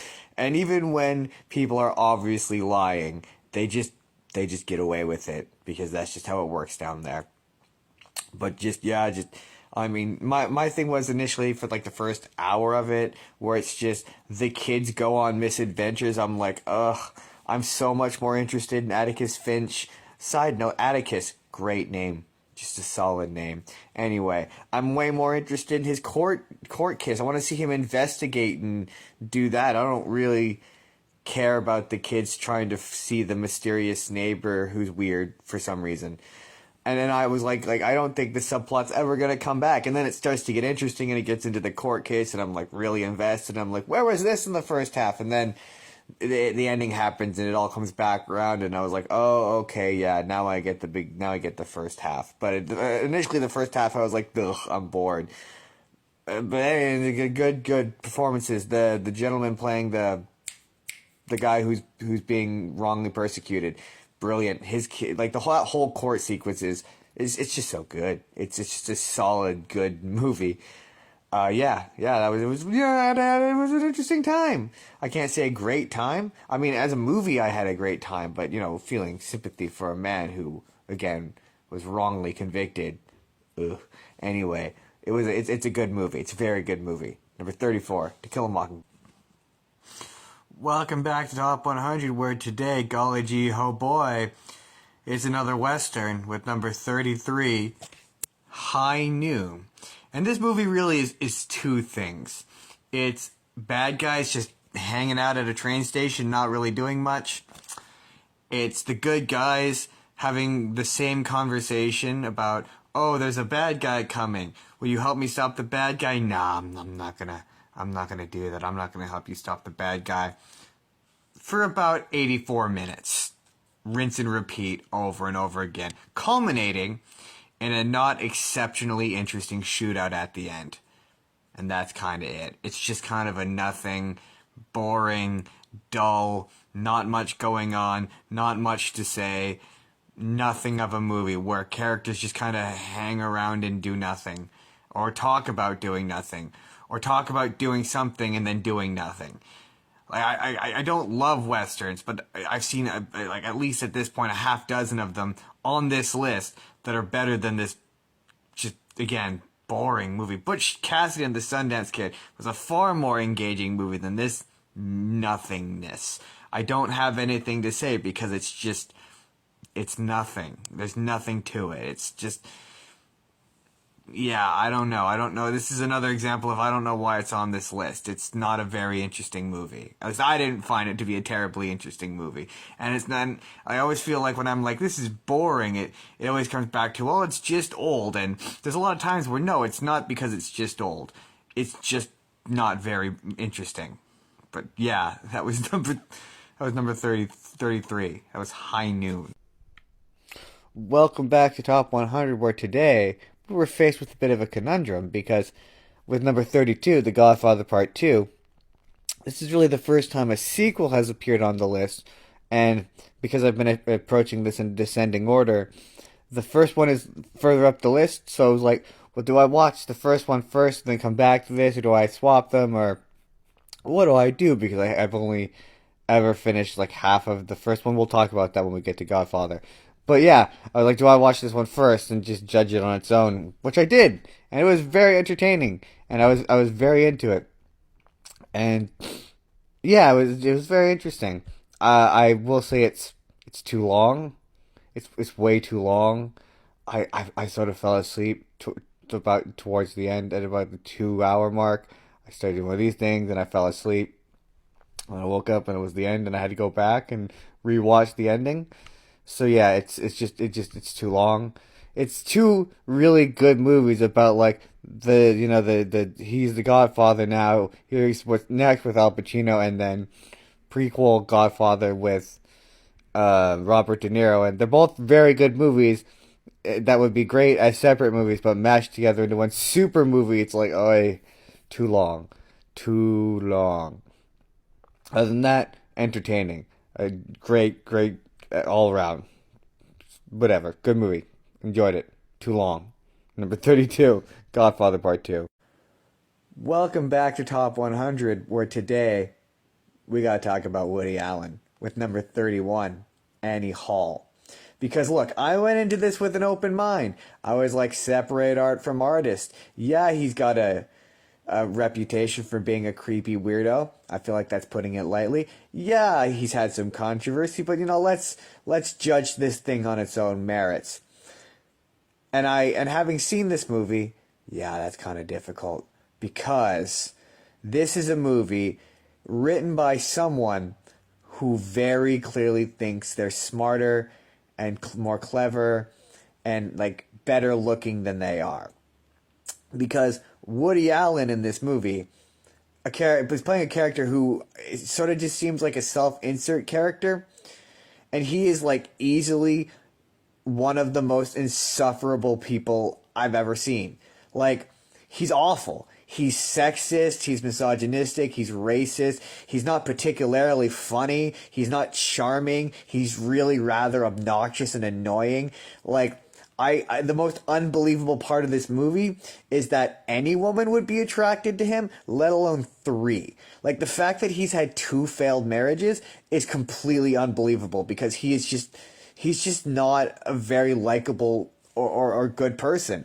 I think he cops to like multiple times, but it's just like, okay, yeah, I believe you. He dates and that he can maybe like swindle a woman into going out with him once, but like there's scenes in this movie that he's saying just not very charming things to this Annie Hall, and she's tripping over herself in love with him, and I'm like, really? That guy? He's kind of an awful person. Like, why? Why would you? And I mean, there's so many just strange things that when you think about who Woody Allen is as a person in real life, you're like, ooh, that's weird. Like, there's this weird, gross line at the end from one of the characters who has been interrupted by having a threesome with 2 16-year-old girls, and they're both like high-fiving each other, and Woody Allen at no point goes, dude, it's a little young, don't you think? That's weird. You're weird. Stop being weird. Like reacting like a normal person would, because I guess Woody Allen is just a creepy weirdo. At least that's how he comes across in this movie. Anyway, 31, Annie Hall. Welcome back to Top 100, where today we have another opportunity to learn a little something with number 30, The Treasure of the Sierra Madre, a name I'm almost entirely sure I've mispronounced. Anyway, the thing is, with these movies, if I've never heard of it, I like to go in completely blank. So I don't look at what it's about. I just see the title and I try to work out what it's about based on the title. And sort of what I pick up in the initial 15 to 20, sometimes 30 minutes. These old movies are really slow. And I thought there was this like carefree sort of adventure movie about finding like hidden treasure in the jungle or whatever. And it's not really. It's a psychological drama, despite being categorized as an adventure film. It's a psychological drama about 3 men who go panning for gold, and one of them going slowly insane and letting his greed and paranoia get the better of him, and seeing the worst outcome of that. And it's also about teaching you how to pan for gold, because it pretty like intricately describes how to pan for gold. And it really, my favorite line is when he's like, the guy's like, yeah, I thought, finding gold in the hills was you walk up into the hills and you find bars of gold. And it's all about the dangers of not knowing how to pan for gold and how a lot of people don't know how panning for gold works because at the end of this movie, they literally find bags of gold and because they don't understand how panning for gold works, they toss it like it's just dirt. They don't realize it's like worth thousands of dollars. You really got to know how panning for gold works. But yeah, overall, just a very odd movie. Like it's like this like whimsical, adventurous music while this guy's like squirreling his hands together, like plotting and like muttering to himself as he's justifying what he thinks is a murder. Anyway, number 30, The Treasure of the Sierra Madre. That's 70 films down. Crazy. We're almost done this. Crazy. Welcome back to Top 100, where today we get to talk about the very neutral, very easygoing topic of American politics, with number 29, Mr. Smith Goes to Washington, which to me was just kind of a sort of fascinating movie because it's like this movie came out in 1939 and was all like pointing out the futility and general uselessness of the American government and how it's set up and how it's just inherently set up to fail. Like all the way back in 1939. And then like I'm watching pieces on it in like, I don't know, 2020, 2021, where it's pointing out the futility and general uselessness of the American government. And I'm like, why didn't they fix things? It's very confusing. But yeah, it was fun to watch a movie where Jimmy Stewart was likable and didn't just act like an ass and make out with a much younger woman. He made out with a age appropriate woman in this movie. Just overall, just an interesting, overly dramatic. The climax is very dramatic time. Yeah, I enjoyed it. I liked it. Number 39, number 29, sorry. Mr. Smith Goes to Washington. Welcome back to Top 100, where today we're headed right on back to the Vietnam War with number 28, Apocalypse Now. And to start this off, this is just a technically impressive movie.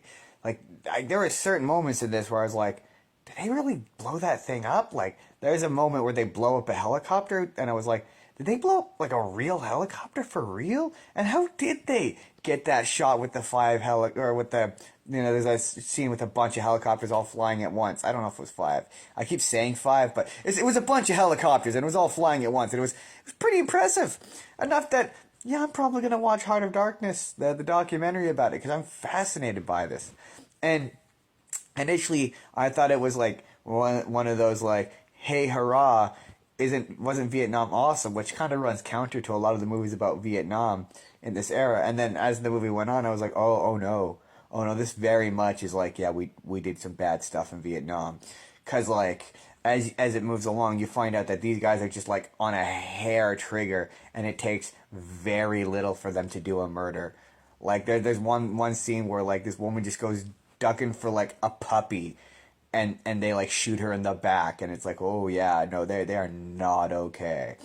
Like one particularly kind of weird and jarring scene for me was this just like ultra violence of this village essentially getting massacred while Robert Duvall, who's really into surfing for some reason, is just like is like trying to surf while they're like being bombed. He's like, "Hey, are these waves good for surfing?" And all of his like fellow soldiers are like, "Yeah, I guess, but this just doesn't really seem like the time." And it all sort of leads to the Martin Sheen is looking for Marlon Brando, who's gone nuts so crazy, and it all sort of culminates in them finding him, and where he's in like three scenes, and the whole movie they're telling you he's this like demagogue, they worship him as a god, he's this highly charismatic figure, and Marlon Brando just isn't. He doesn't really have any charisma. I don't really believe that people would like worship him as a god. He just doesn't have that much personality in this, or generally it would seem. Also, just sort of finally, I really don't know how this would have benefited from an additional 49 minutes. At 2.5 hours, it started to feel tedious. I can't imagine this thing being 3 hours 17. I'm sort of really glad I didn't push myself through that because it would have been agonizing. But anyway, that was number 28. That was Apocalypse Now. Welcome back to Top 100, where the word of the day is strange. Just very strange. With number 27, Bonnie and Clyde, which has the unusual stance of, notorious serial killers Bonnie and Clyde? They were the good guys, actually. Like, yeah, they're gonna kidnap you and hold you against your will, but they're also decent enough to buy you a cheeseburger. You think you know them as like killers and cold, ruthless people, but they're actually good people, maybe. Weird and strange and weird. And like, as far as this movie's concerned, like, they're just decent people who get murdered by the police in the end, who, like, could very easily take them alive, but choose to kill them in just a hellfire of bullets. It's like, yeah, no, they're dead. They were dead like 10 minutes ago. You're just wasting bullets at this point. What are you even doing? And also, the chick, Blanche, the real life Blanche, did not care for the characterization in this movie. And I do not blame her, because she's just a shrill, shrieking nightmare of a woman. Yeah, I could understand how if that were you, I would be upsetting. Anyway, yeah, just a very odd, strange, odd movie from the 1960s that is clearly supposed to be romantic, but is like, yeah, this movie really wants you to forget that they killed a lot of people. Number 27, Bonnie and Clyde. Welcome back to Top 100, where today we have taken a surprising turn down Stanley Kubrick Avenue with number 26, Dr. Strangelove, or How I Learned to Stop Worrying and Love the Bomb. Because, like, every Stanley Kubrick movie I have ever seen is just upsetting. Like, that's just how I understand his movies to be. Upsetting. The man likes to do things upsetting. And so, I was not expecting this, honestly, kind of weird and absurdly funny, like, just absurd and funny movie about what would happen, the far off idea of what would happen if a conspiracy riddled nut job managed to gain any sort of power in the American government, and just the outlandish idea of what the outcome of that would be that has never happened in reality. Certainly is not happening right now.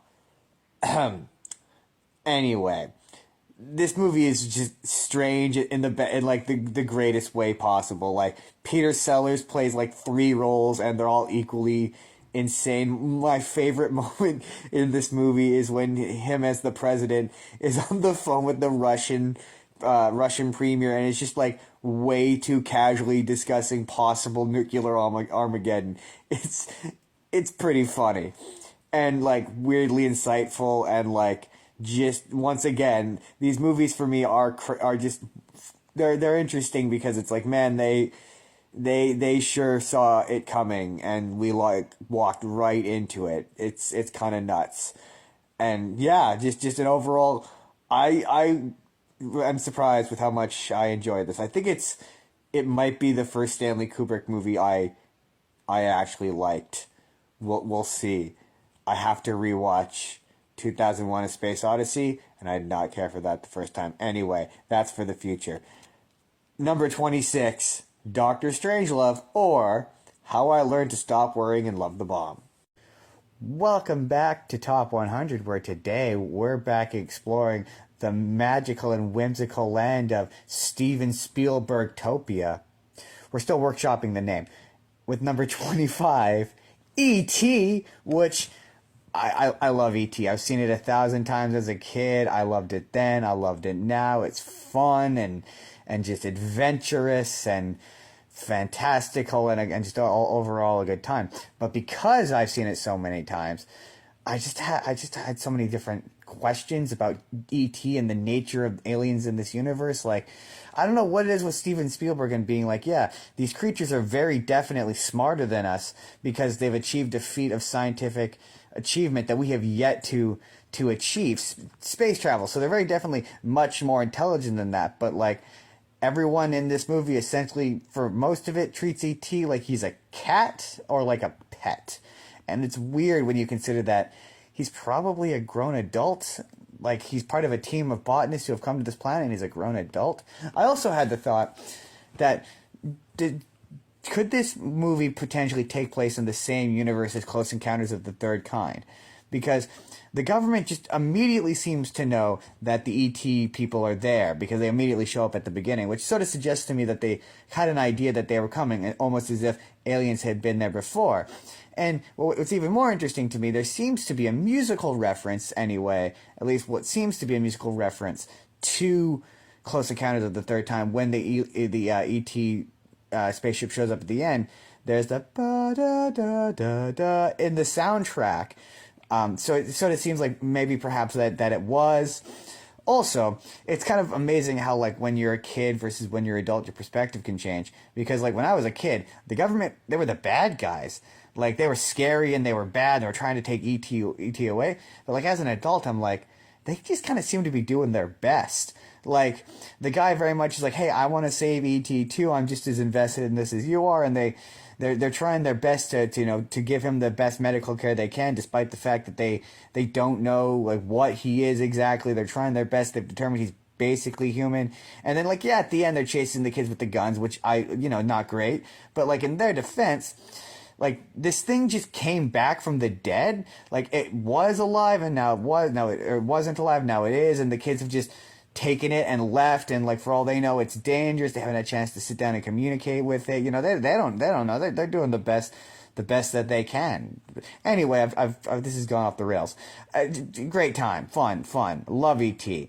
Number 25, E.T. Welcome back to Top 100, where today we're peeling back the layers of just a solid mystery with number 23, The Maltese Falcon. Which, yeah, solid mystery. Solid detective story. And I think this is now the second movie I've seen with Humphrey Bogart in it. And normally guys from this era have, like, zero personality or anything interesting about them. They're just kind of dull and flat and not terribly charismatic. Humphrey Bogart is not that. Man, he is sassy, he is sarcastic. I enjoyed almost every single one of his, like, cutting lines in this movie.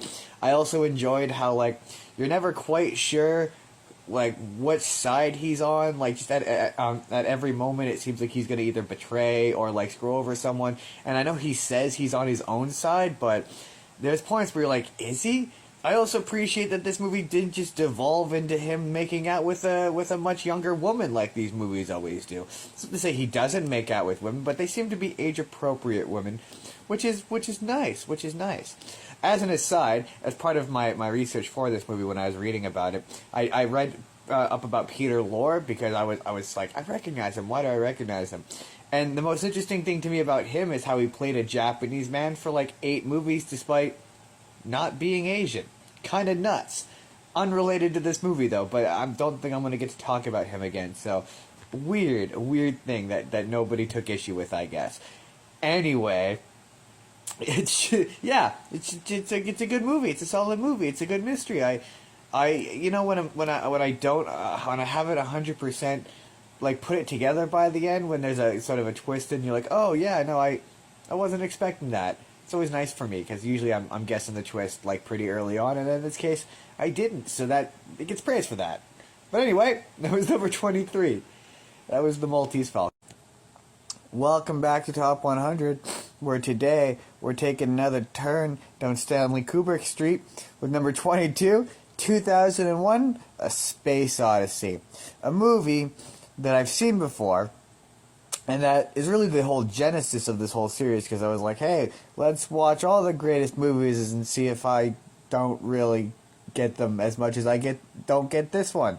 Because I positive up front, okay? This movie is a technical marvel. There's no denying that. I could see how it has influenced science fiction for decades.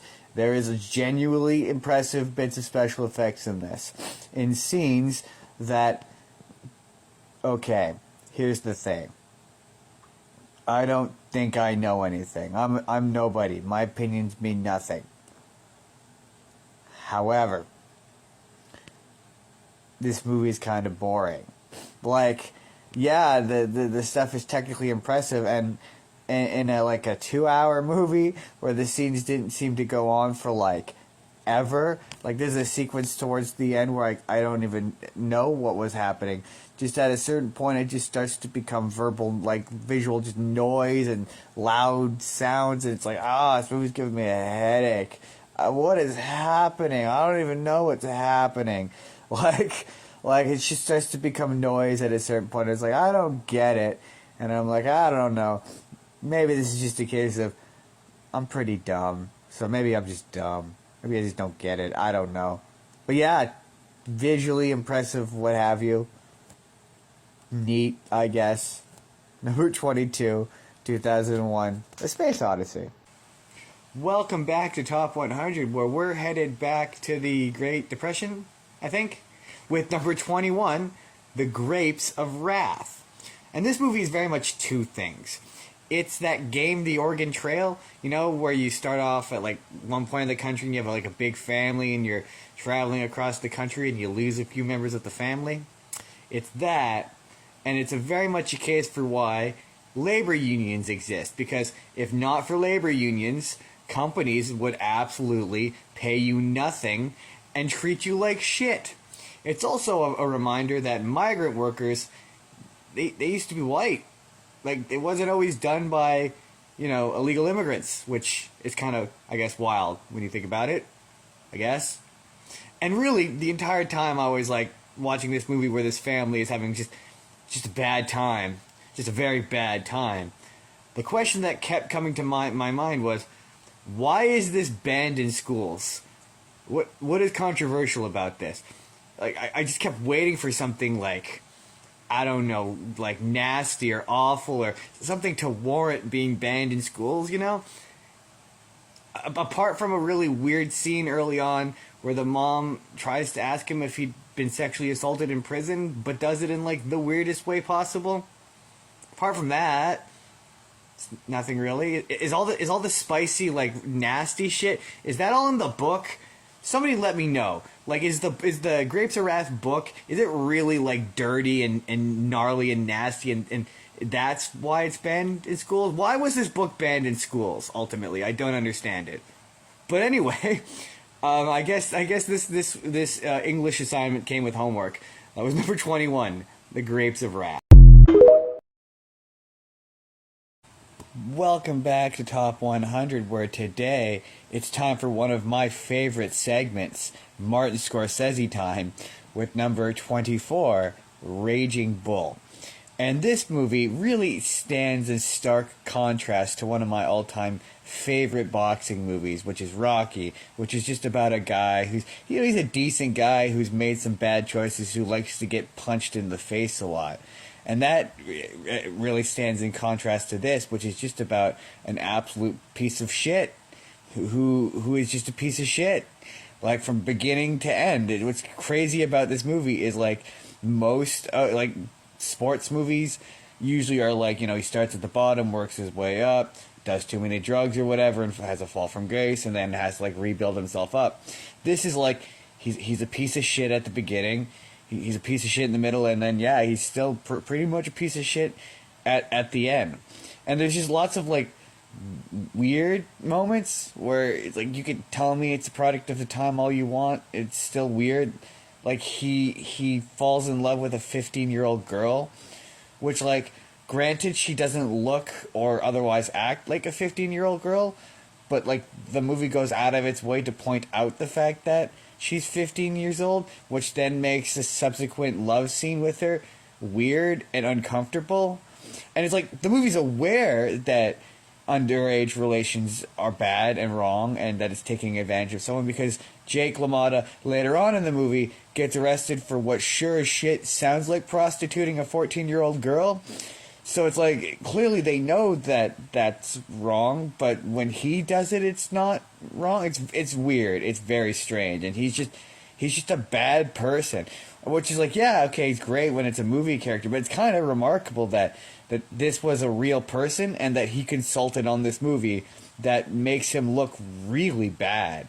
Like, he just seems like a bad person who hits and cheats on his wife. And look, I don't want to make assumptions, but according to Martin Scorsese, I've seen enough of his movies now to sort of say that it sort of seems like he just thinks that all Italians do is like cheat and hit their wives. I have to believe that that's not what Italians do, but according to Martin Scorsese, that's what they do.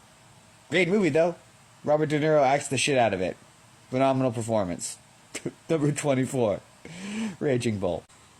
Welcome back to Top 100, where today we have to just jump right into it because it's number 20, One Flew Over the Cuckoo's Nest, which today begins with a story. For when I was a teenager, my then stepdad told us we had to see the hilarious and light-hearted One Flew Over the Cuckoo's Nest, and he sort of likened it to an Animal House, where it's Jack Nicholson and he's in the insane asylum and he's throwing parties and it's all about wacky hijinks and it's super funny. And I'll never forget, it was about right at the end, after Chief suffocates Jack Nicholson to death and rips the thing off the wall and bursts out the window and escapes. And then she stopped and she went, "What the fuck was that?" Like, I'll never forget it. I was just like, that's not what you said it was. And just him continually, for like the next forever, for the rest of the time I knew him, being like, I thought it was this lighthearted movie. I don't know what to tell you. And it's a great movie. It's a very fun movie, and it does have hijinks, and it's just not silly hijinks.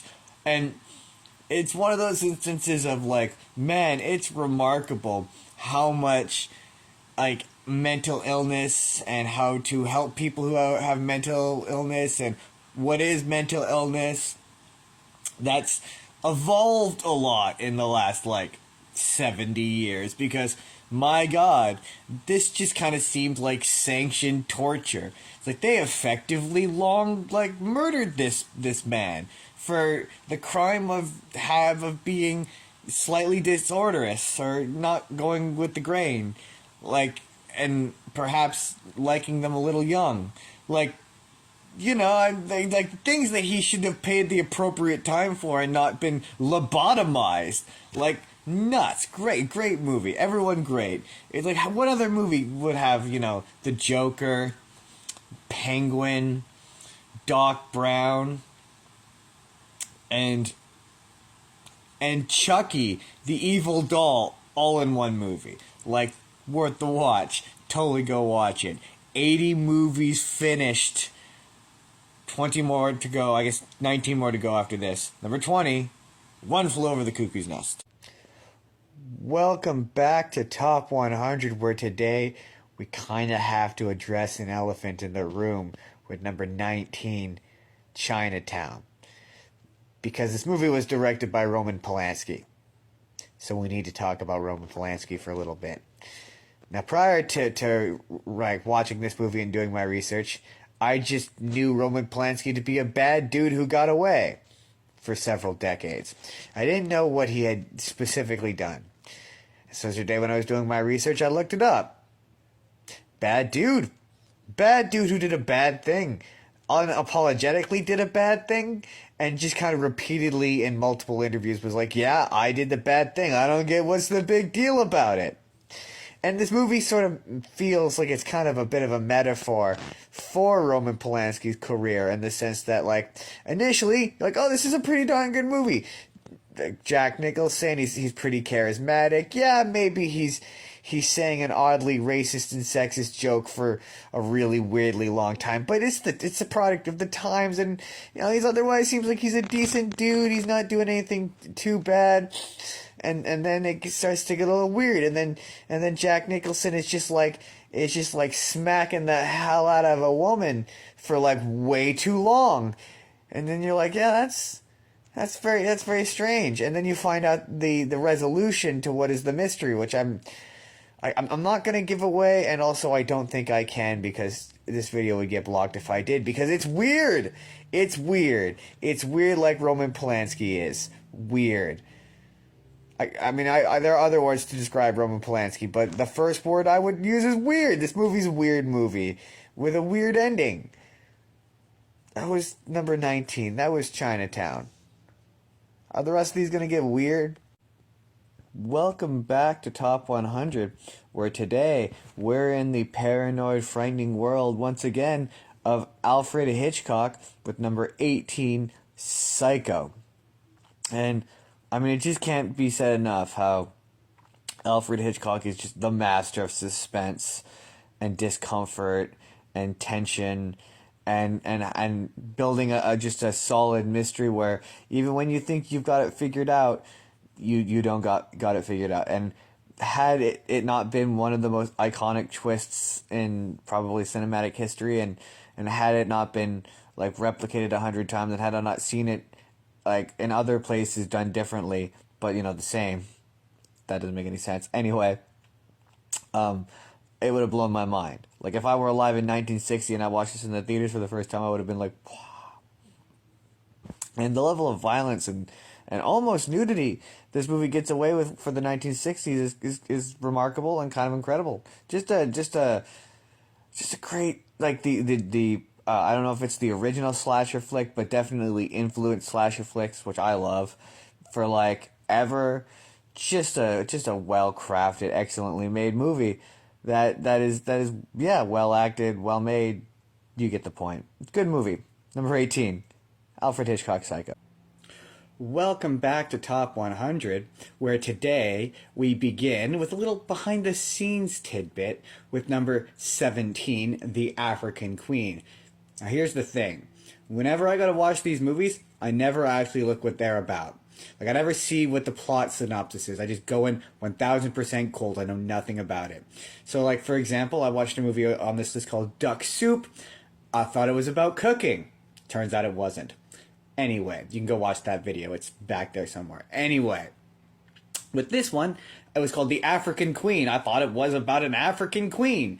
I thought it was about a powerful African woman who led her tribe or community to do something meaningful or interesting. I was not expecting this to be Humphrey Bogart and Katharine Hepburn on a boat for roughly an hour and 45 minutes, where not much happens. Like, yeah, stuff happens. It's just sort of like, yeah, we need to go down the river to do a thing. And then they slowly go down the river, and they encounter an occasional obstacle, but really don't seem to have any sort of sense of urgency. And then they get to the end of the river, and then they do the thing, and then the movie ends. And it's just them talking back and forth a bunch. So your mileage on this is really going to depend on how much you enjoy Humphrey Bogart and Katharine Hepburn just lounging around on a boat, because that's kind of all this was. The most interesting part of it to me was how the book that it's based off of sort of took the stance that World War I was a massive mistake and war is bad, and yeah, maybe this is all of our bad guys. Like, maybe we all have, made mistakes, and then World War II happened, and then they made this movie in the 50s, and by that point, everyone was pretty much like default German bad guys. So the Germans are the bad guys in this, despite the fact that in the original source material, they're like nice. They just happen to be on the other side of the battlefield. So like at the end of the movie, they're like, kill Humphrey Bogart and Katharine Hepburn, but at the end of the book, they're like, no, just let them go. They made a mistake. Pat on the back. Don't do it again. Bye, everybody. Like, that's how the book ends. That's interesting. This movie, not so much. There are far more interesting movies back further up the list, but whatever. Number 17, The African Queen. Welcome back to Top 100, where today it's all about the women, with number 16, All About Eve. And look, okay, a lot of these movies are from the 50s, 60s, and 70s, and they heavily feature white men.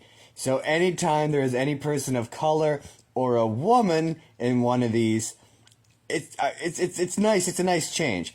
And to have a predominantly female-led cast in the 1940s, it's reasonably progressive.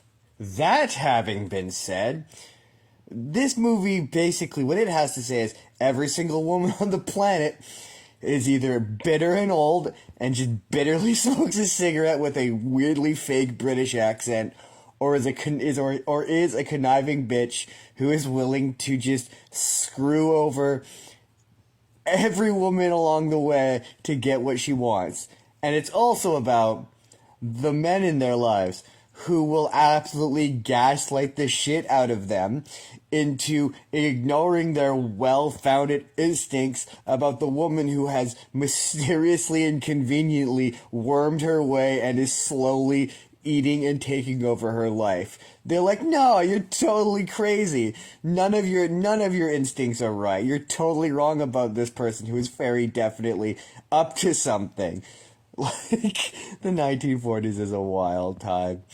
And, like, I don't know what it is about just, like, being an actress that apparently slowly chips away at you into just, like, bitterly, like, again, smoking a cigarette with, like, the fakest British accent. It's so weird. The title character, Eve, she goes from having this, like, relatively normal Midwestern accent to, by the end of the movie, British for some reason.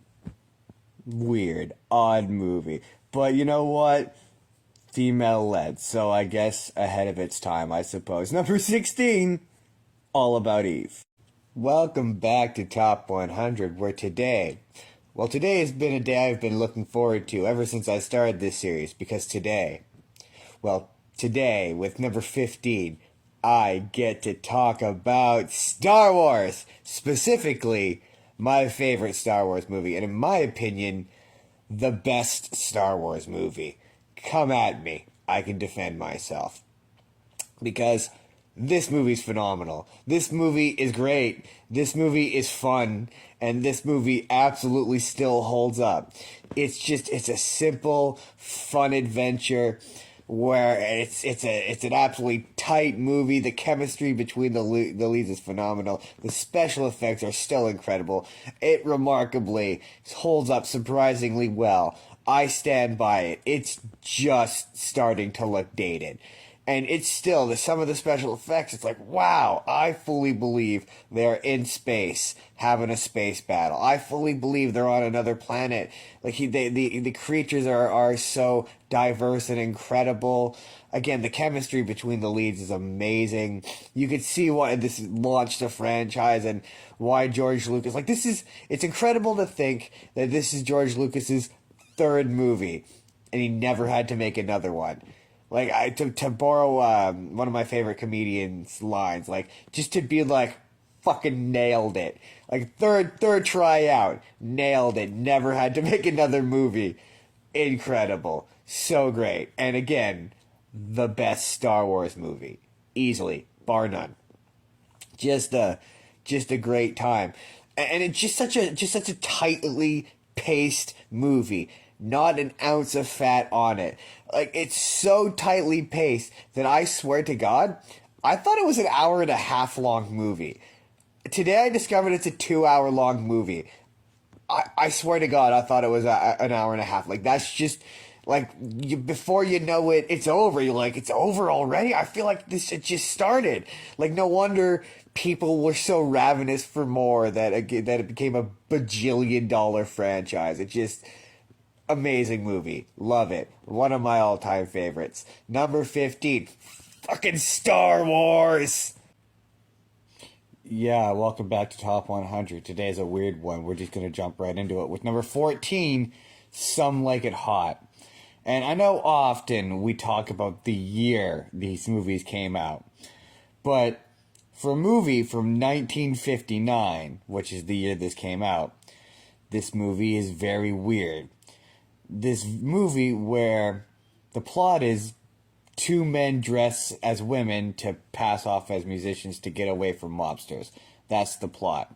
And this movie is very much like dressing in like women is bad, and men should do it, and men should be ashamed of it. Eventually. Initially, it's like, nah, man, it's just a thing they have to do. Not really a good or bad thing, it's just a thing.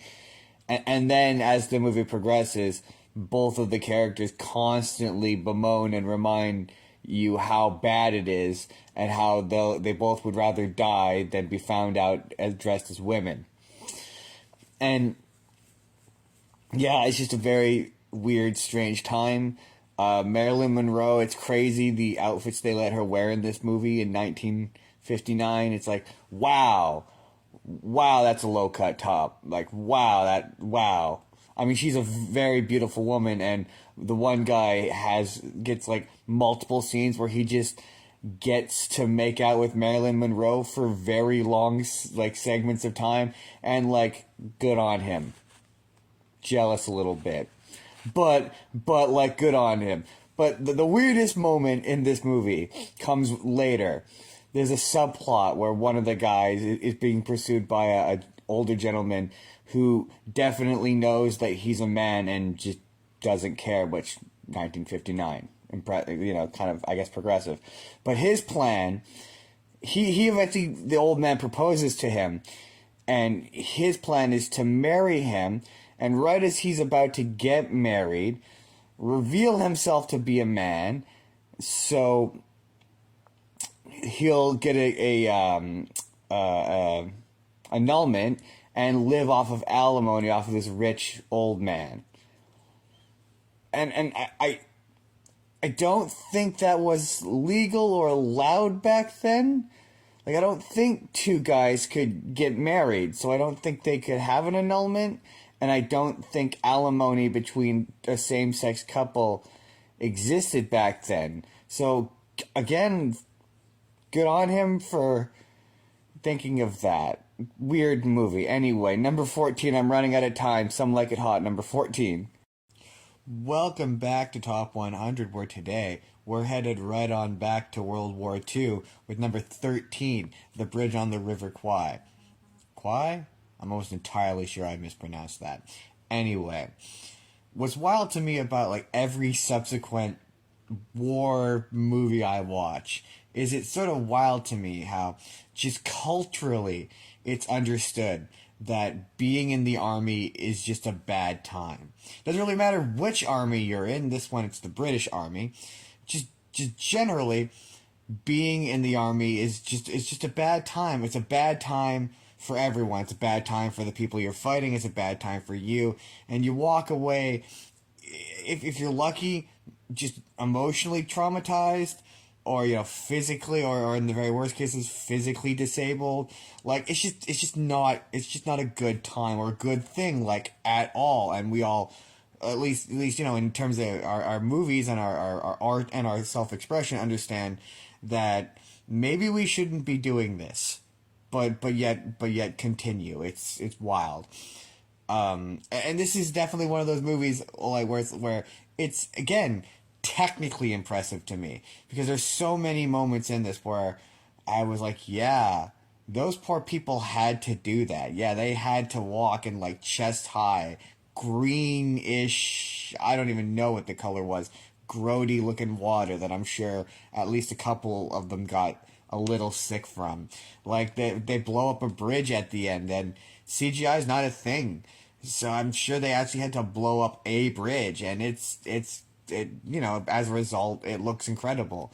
It's sort of crazy how yesterday I watched Guardians of the Galaxy, and I guarantee so much of that movie is standing on a green screen stage and pretending to look at things as an actor. Whereas, like, back in the day, yeah, we used to take these poor actors out into the jungle and just say, walk.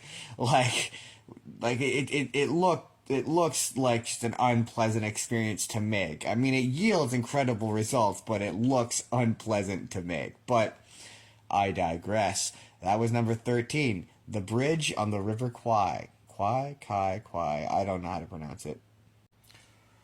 Welcome back to Top 100, where today we're going back to old-timey Hollywood with number 12, Sunset Boulevard. And this movie's really two stories.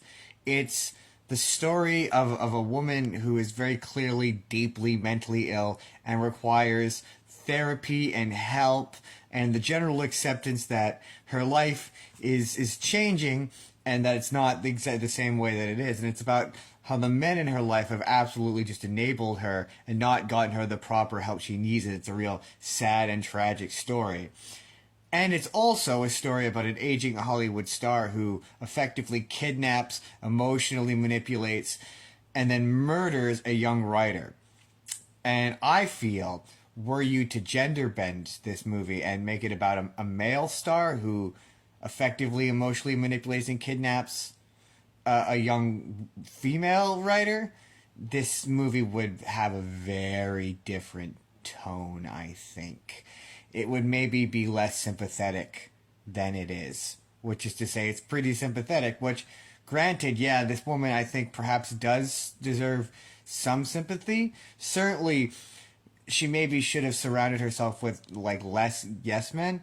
I also did find the notion that this movie seems to suggest that, like, allowing a woman to have power over you emasculates you and makes you weak by the fact that her butler, her servant, used to be a famous director with, like, prospects, and then gave it all up for her, and it just allows himself to be continually emasculated by her. And that's the issue with their relationship. Not that, once again, she's not okay and he's not getting her help. He just continues her to live in her delusions, which inevitably leads her to doing a murder. An easily preventable murder that he could have probably prevented years ago if he had actually gotten her the help that she needs, which doesn't really seem to be the point of the movie. The movie just seems to want to villainize her for having gone through the indignity of middle age. Like that's her crime is, I mean, that and the murder. She does a murder, but like she hit middle age and as a result went crazy. At least that's what the movie seems to want to say. Anyway, this has gotten long-winded. That was number 12. That was Sunset Boulevard. Welcome back to Top 100, where today is Jimmy Stewart time with number 11, It's a Wonderful Life. And my first real exposure to this movie when I was a wee little child was in the Sesame Street special Elmo Saves Christmas, where they really only showed the part where he sat on the bridge, the part where it's the alternate timeline where everyone's mean to him, and then the ending where everyone's happy. And so for many, many years, I thought that's all this movie was. Until I watched it for the first time a few years ago, and today, and I remembered it's like about 20% that, and the rest of it is like an hour and 40 minutes of Jimmy Stewart's backstory and his life and how unfortunate his life is and how he compromises in a lot of positions where he shouldn't have, and where when he gets stressed out, he screams at his family and he treats them like shit. And it's sort of wild to me that the thing that we've sort of retained from this movie are the alternate What If I Was Never Born timeline episode that you've seen like 1,000 times in 1,000 different ways in 1,000 different iterations. And that this is a Christmas movie. Because, like, yeah, I guess maybe the last 40 minutes takes place during Christmas. And, like, yeah, I guess he runs through the street at the end yelling Merry Christmas. But the movie's not really about Christmas. So it's odd to me that we've just been like, this is a yearly Christmas classic. And I'm always like, I feel like not a lot of people have either watched or accurately remember this movie. Because it's not really a Christmas movie. But anyway, that was number 11. That was It's a Wonderful Life. Now, we are coming into the top 10. And with that, like every final little bit in the final stretch of the season, it needs a new name. So we're rebranding. For the next 10 episodes, we're now top 10, baby. It's top 10 time. Welcome back to Top 100, which for the next 10 videos has been rechristened Top 10. So welcome to Top 10 with number 10, Singing in the Rain, which, generally speaking, is just a fun movie. It's a fun musical. I love me an old school 1950s musical. And Gene Kelly and Donald O'Connor and Debbie Reynolds, all very fun and very talented. I also love the bit about moving from silent to talkies, and being that I've now seen a bunch of silent films, I appreciate that. I love the character who, like, yeah, she can't move to talkies because she has an abrasive voice. I thought that was all fun. So it's just a generally fun movie. That having been said, some of the dance sequences go on for like just a hair too long.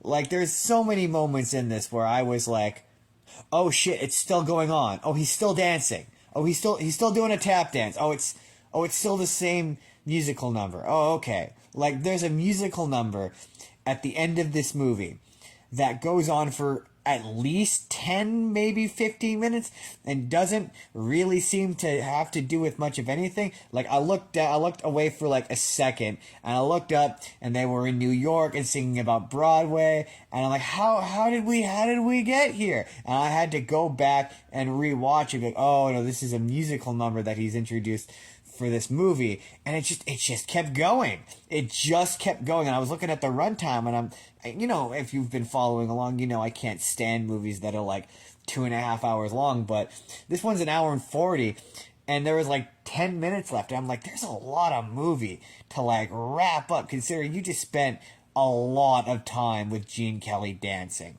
That he co-directed this movie, I'd be comfortable to say he refused to let it be cut, because yeah, it just goes on, and then they like race through the last 10 minutes, and there's a bunch of plot revelations that they just rapid fire go through really quickly, where it's like, this feels like either we needed to cut down some of Gene Kelly's dancing sequences, or like maybe make this movie 20 minutes longer, and that would have solved the...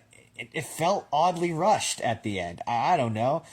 I don't like criticizing movies that are deemed to be some of the greatest of all time, unless they're like truly reprehensible. But in this case, it's like, it feels overindulgent. But I'm like, I don't know. I'm a nobody. This is one of those like, I don't know what I'm talking about moments. I'm probably very wrong about it. But yeah. Anyway, that was number 10. That was Singing in the Rain. Welcome to Top 10. Welcome back to Top 10, where today we have to talk about the notoriously light-hearted and easygoing. We have to talk about number 9. We have to talk about Schindler's List. And it's going to get heavy, because while I was watching this movie, this genuinely upsetting movie, I had two sort of major thoughts. Number one, I don't know how I'm going to talk about this, because I can't talk about any of it. I can't describe to you anything that happens in that movie. You just kind of have to go find out for yourself, because if I talk about any of it, this video will probably get flagged. Just trust me when I say that this movie is really a demonstration of how humanity can do horrible things to each other, and can rise above that to do something noble and good at the end of the day. And the second major thing that kind of came to my head is, man, I can't believe the guy who made E.T. and Jaws made this. And would go on to make Jurassic Park. It's sort of amazing to me that Steven Spielberg sat down and was like, yeah, I need to make this really true and what seems to be reasonably accurate telling of the Holocaust with just some of the most upsetting imagery you will ever see. And then after he finished that, he was like, you know what? Dinosaur horror movie. Movie where dinosaurs kill people. I need to make that. Like, and prior to that, he made a fun little family alien movie and was like, you know what? Upsetting Holocaust movie. That's my next thing. I mean, I know it's because he read the book and felt it was an important story he needed to tell. Don't come at me. I get the anecdotes. I'm trying to make this lighthearted. Number 9. Schindler's List. Welcome back to Top 10, where today we begin with that saying, if I had a nickel for every time I had to talk about labor unions in this series, I'd have 2 nickels. Which isn't a lot, but it's weird that it happened twice. With number 8, On the Waterfront. Because this movie, and I'm not confident in this assessment of the text to say this with 100% certainty, but this movie sure seems to be anti-union. Like, it really seems to want to get across the message that unions are bad, actually, and the company has your best interest at heart, and unions are corrupt. None of which is true. The company doesn't have your best interest at heart. I mean, unions can obviously be corrupt because of the inherent corruptness of humanity in general, aside from the point. Generally, otherwise, though, I kind of really dug this movie. I think it's the first time I've ever liked Marlon Brando in a thing. Every other time it's been like, ew, Marlon Brando, he's gross. He plays gross characters who are awful.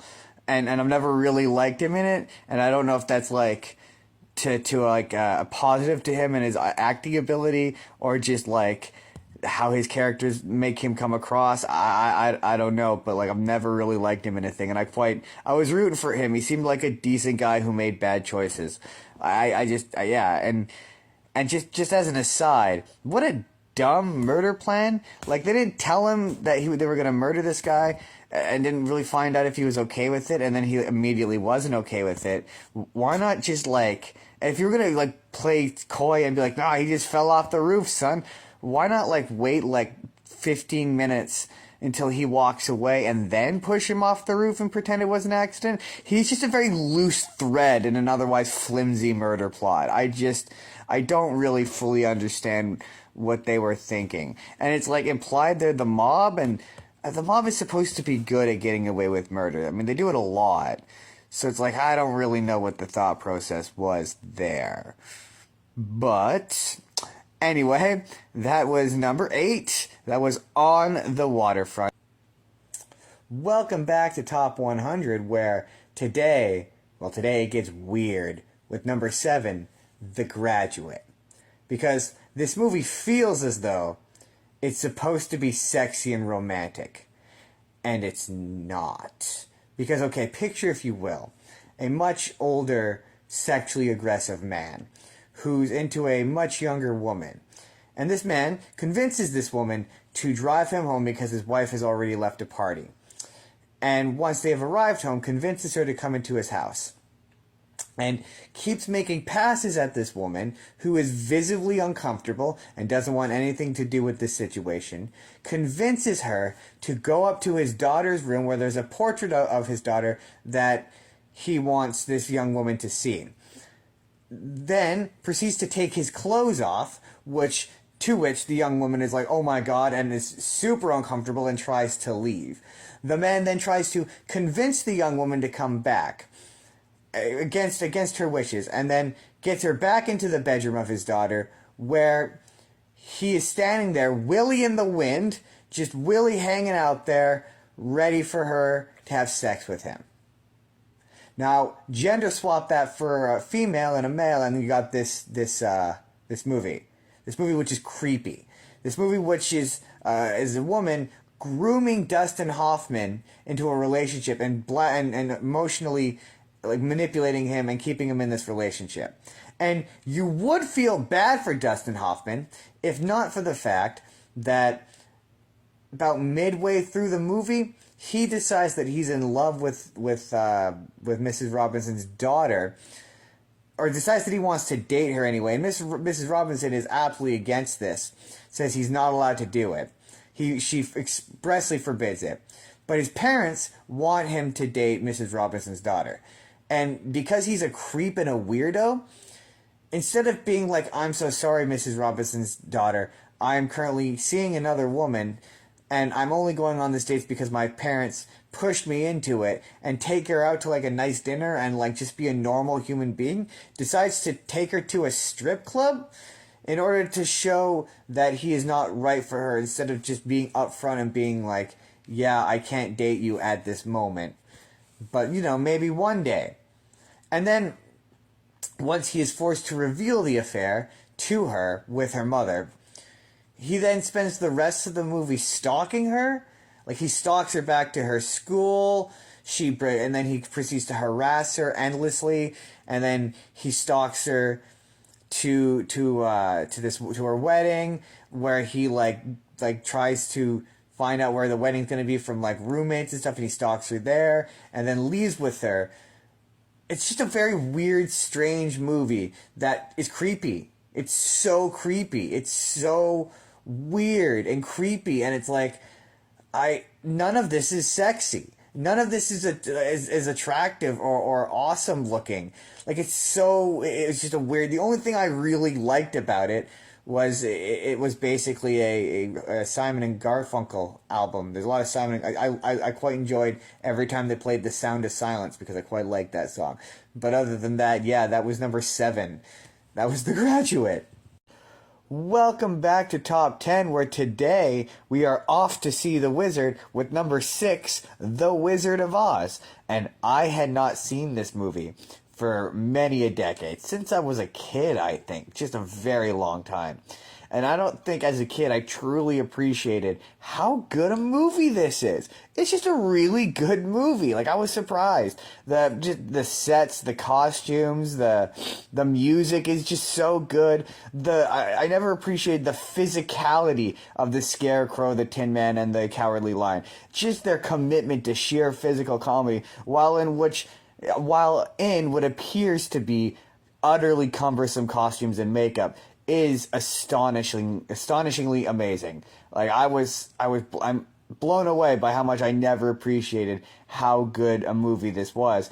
And like, I went into it being like, oh, the only interesting thing about it is going to be how behind the scenes it was an absolute nightmare, which, as an aside, behind the scenes this was an absolute nightmare. There is an entire Wikipedia page devoted to how many directors this movie had, and it's more than you think. Like, it's a lot. Like, a lot of directors. And, what happened to Judy Garland, and the fact that not only did they set Margaret Hamilton, the Wicked Witch of the West, on fire, they also set her stunt double on fire as well. Like, this is just a bad time for most of the people involved in it. And yet, it produces one of the most, like, whimsical and lovely movies in existence that, to this day, like, stands the test of time. Just a great, fun, enjoyable time that, yeah, I'm now fully appreciating as an adult. Weirdly, despite the fact that this is technically a movie for children, as an adult, I appreciate the absolute craftsmanship and everything that went into it. And it's just, what an incredible piece of cinema. Anyway, that's number 6. That's The Wizard of Oz. Welcome back to Top 10, where today's movie was so nice, I had to watch most of it twice, with number 5, Lawrence of Arabia. And look, did I like individual parts of this movie? Yeah, like, there's just this era of movie where there's just points where I'm like, yeah, they probably actually had to blow that thing up. And yeah, they had to wrangle a lot of extras with animals to do a very impressive feat. Like, yeah, it's pretty impressive. Like, there's one wide shot in particular that I really like, where it's just all these extras sleeping against camels, which, by the way, just seem like the most easygoing, compliant, and like loyal animals on the planet. I'm like, wow, yeah, they put up with a lot in this movie. It's kind of incredible. But that does sort of lead me to what the movie seems to be about, which is that, yeah, the English, they screwed over the Arabs. They screwed them over real bad.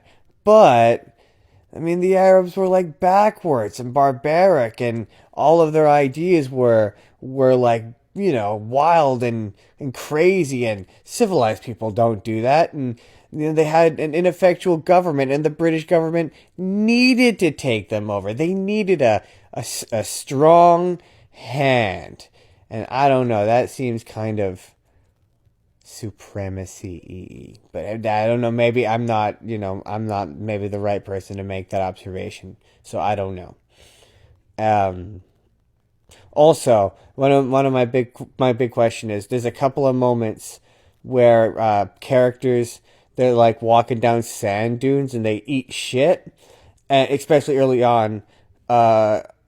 Peter O'Toole, he gets off his camel and he gets down and he just eats shit as he falls down a sand dune. And I just have to know, were those moments like scripted, or were they just like unintentional and they just left them in and were like, no, nobody will notice? Because I noticed, and they are very funny every time they happen. They only happen a few times early on, but they are very funny.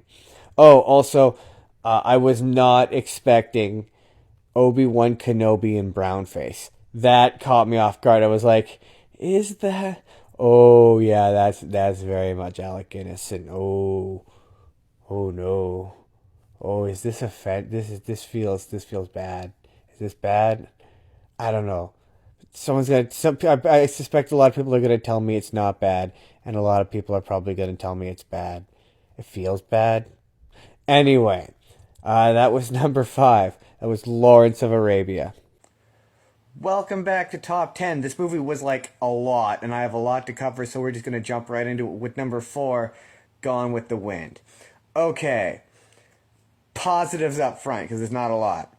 Number 1, there are several individual shots that I liked quite a bit. Like, there's one really early on where it's just, like, anytime these movies have to wrangle more than like 10 extras, I'm impressed, because CGI isn't a thing. So, like, yeah, they had to wrangle like what appears to be at least 100 extras. Yeah, that impresses me. There's one shot I really liked of Scarlett. It's right before the intermission, where it's like there's a sunset and she's like just silhouetted. It looks cool. The rest of this movie blows. It's overly long. Okay. Any movie that takes the position, and I understand every conflict has a level of nuance, but any movie that's like, we should sympathize with the Confederacy, is a bad movie as far as I'm concerned. Like, these are the people who, to be clear, thought it was cool to own people and wanted to continue to own people, and were fighting for the continued right to own people. Like, several times in this movie, they're like, oh, we're worried about our way of life being taken away from us. Their way of life, which, to be clear, was to own people. Clark Gable at one point says of his child that it's the first person he's allowed to own when he owned slaves. Like, at one point, one of the characters is like, I don't feel comfortable profiting off of the back of exploited labor.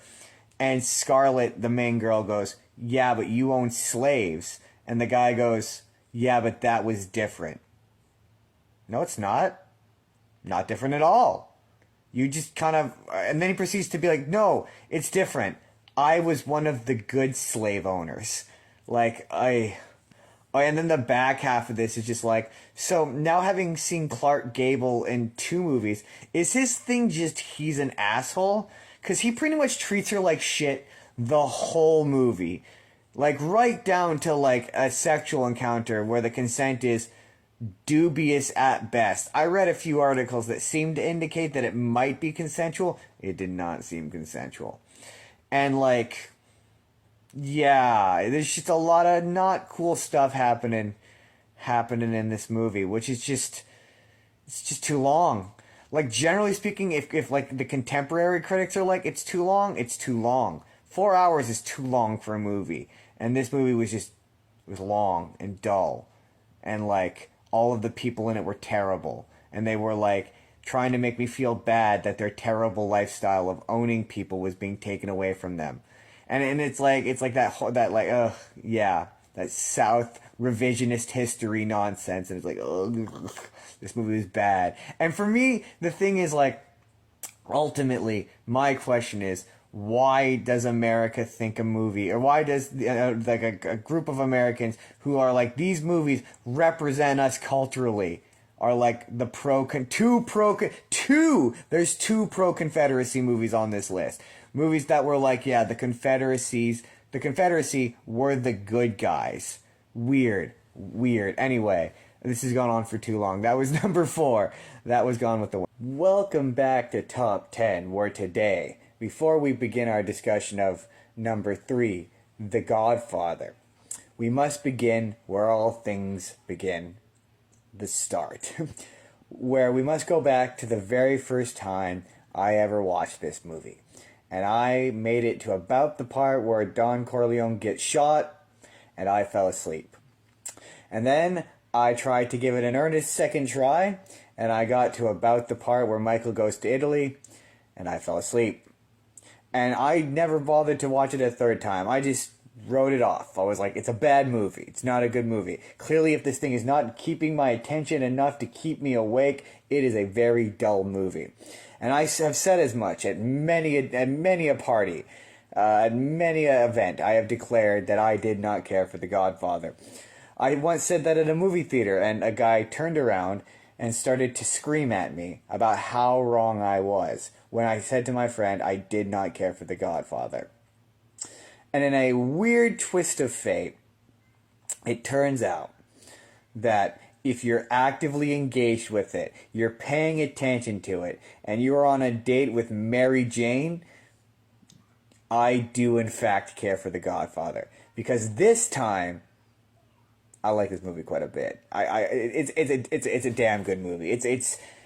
I'd hazard to say it's probably one of the best movies I've ever seen, and it could be because the other movies I've watched have broadened my horizons, and I've seen a lot of actually bad movies in the intervening years. But yeah, it's all great. I love how, like, being an Italian, 70% of being an Italian mobster is just really uncomfortable social engagements where you have to make the most awkward small talk before you probably do a murder. Like, some of my favorite moments are where, like, the characters are like, no, it's fine, and they're saying it, like, completely sincerely, and, like, part of you thinks it might be fine, but you know it's not going to be fine. You know that guy's not going to be fine.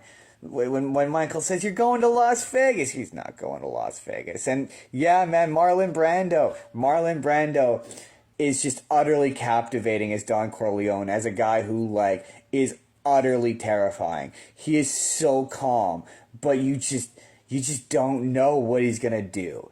And I thoroughly enjoyed it, to the point that it's perhaps made me reevaluate my opinions on the second one, and I may go back to it. So yeah, thoroughly enjoyed The Godfather. Way more than I was expecting. I am eating just a ton of crow right now. I said a lot over the years that I didn't care for this movie, and it turns out I was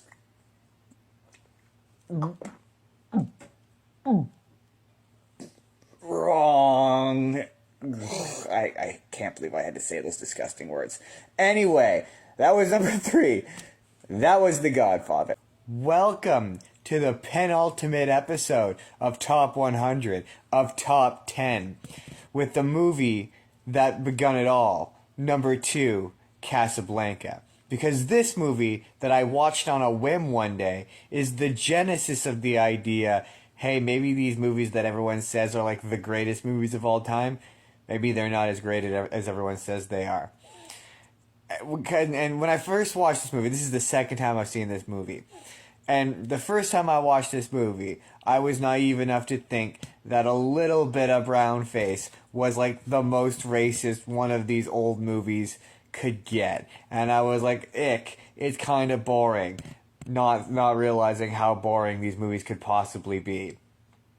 And I was like, ooh, Humphrey Bogart kind of seems like a jerk, not fully appreciating exactly how much of a jerk men from this time period could be. Because I now realize that Humphrey Bogart, he's kind of the origin point of that, like, archetype of the guy who wants you to think he's an asshole, but really, he's just got a heart of gold. Like, deep down, he's just a decent guy who wants, he's a little rough around the edges, but really he's gonna do the right thing in the end. And I just appreciate a movie where there's a person of color in it at all in 1941. Not even just that there's a person of color in it, but that he's portrayed in a positive light. He's portrayed as a talented musician and is like the centerpiece and focal point of Rick's like establishment. He's the reason people come to the show. And it's 1942 and people be racist back then. So that's genuinely impressive to me. And yeah, it's just a charming movie that people, some people would have you believe is a tragic romance between Humphrey Bogart and Ingrid Bergman, and how their love is doomed to fail. And I would say it's actually a movie about a burgeoning bromance between Humphrey Bogart and the British police officer dude. Like, they start off, they don't really like each other, and then at the end they form a beautiful friendship on the basis of needing to leave Casablanca for their own safety. They're gonna go off and they're gonna be lifelong friends as a result of that. It's nice, it's cute, it's quaint, and it's overall just a good time. But we began this series asking the question, is this the second greatest movie of all time? I don't know anymore. I watched 98 other movies, some of which were really bad. So, it's a good movie. I enjoyed it. I enjoyed it much more the second time around than I did the first time around, in which I think I fell asleep midway and like half slept through it because I was kind of bored. But regardless, this time I was locked into it. I enjoyed it. But next time cometh the series finale. Maybe. Next one comes the greatest movie of all time, The GOAT. And we will find out if it is indeed the greatest movie of all time. Next time. Welcome to the finale of Top 100, where we are talking about the so-called greatest movie of all time. We're numero uno, number one, Citizen Kane. And look, do I think this is the greatest movie of all time? I mean, that's the question, isn't it? That's the thing that we set out to do 99 movies ago. It was the question we set out to answer. Are these truly the greatest movies of all time? I don't know. I mean, I've seen 99 other movies on this list alone, some of which, yeah, I think maybe are better movies than this. But, I mean, I'm going to break the fourth wall a little bit here. What do you, the audience, think? Is this the greatest movie of all time? I mean, look. It's a good movie. In fact, it's a great movie. Like, I thought that Charles Foster Kane, I found him to be one of the most fascinating. This is one of the most fascinating character studies I've ever seen. I mean, he's such a fascinating character of a man who, and this is full credit to Orson Welles' performance as this character, which is utterly phenomenal. But I truly believe that he believes that he relates to the working man, which he obviously cannot. He cannot relate to the working man. He became too wealthy too early in life for that to happen. I mean, when he buys the newspaper, he doesn't do it because he thinks he has a voice or because he has something to say or that he wants to be he wants to speak for everybody. No, it's merely because it's a novelty to him. He thinks it'll be fun. And I believe that he starts off from a point in his life of being like oh, I truly do hate my own wealth, but as his life goes on, it's like, no, he just wants to control people. They'll believe what I tell them to believe. And a big thing for me with this is, for a good portion of it, all I could think about was that Family Guy sketch where Peter tapes over Citizen Kane, and I'm going to spoil the end of this movie, hold your hats, where he's like, it was his sled from when he was a kid. There you go. I just saved you 2 long boobless hours.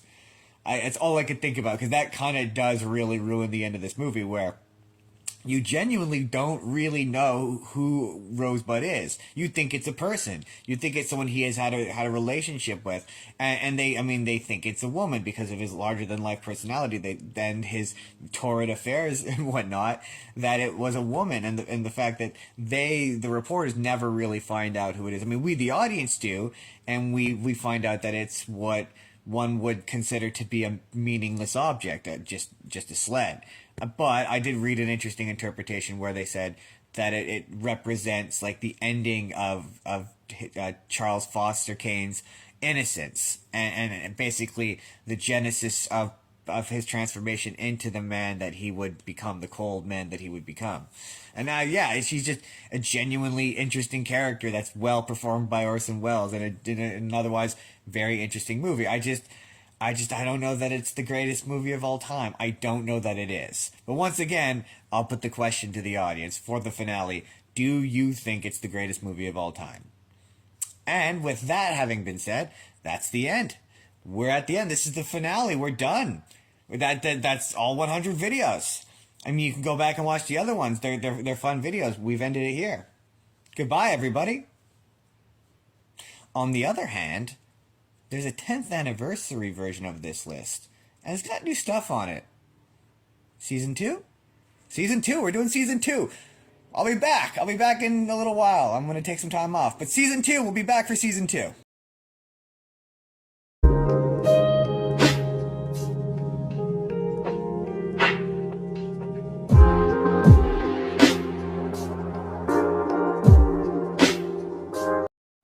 Oh wow, you actually stuck around to the end, to like the very end.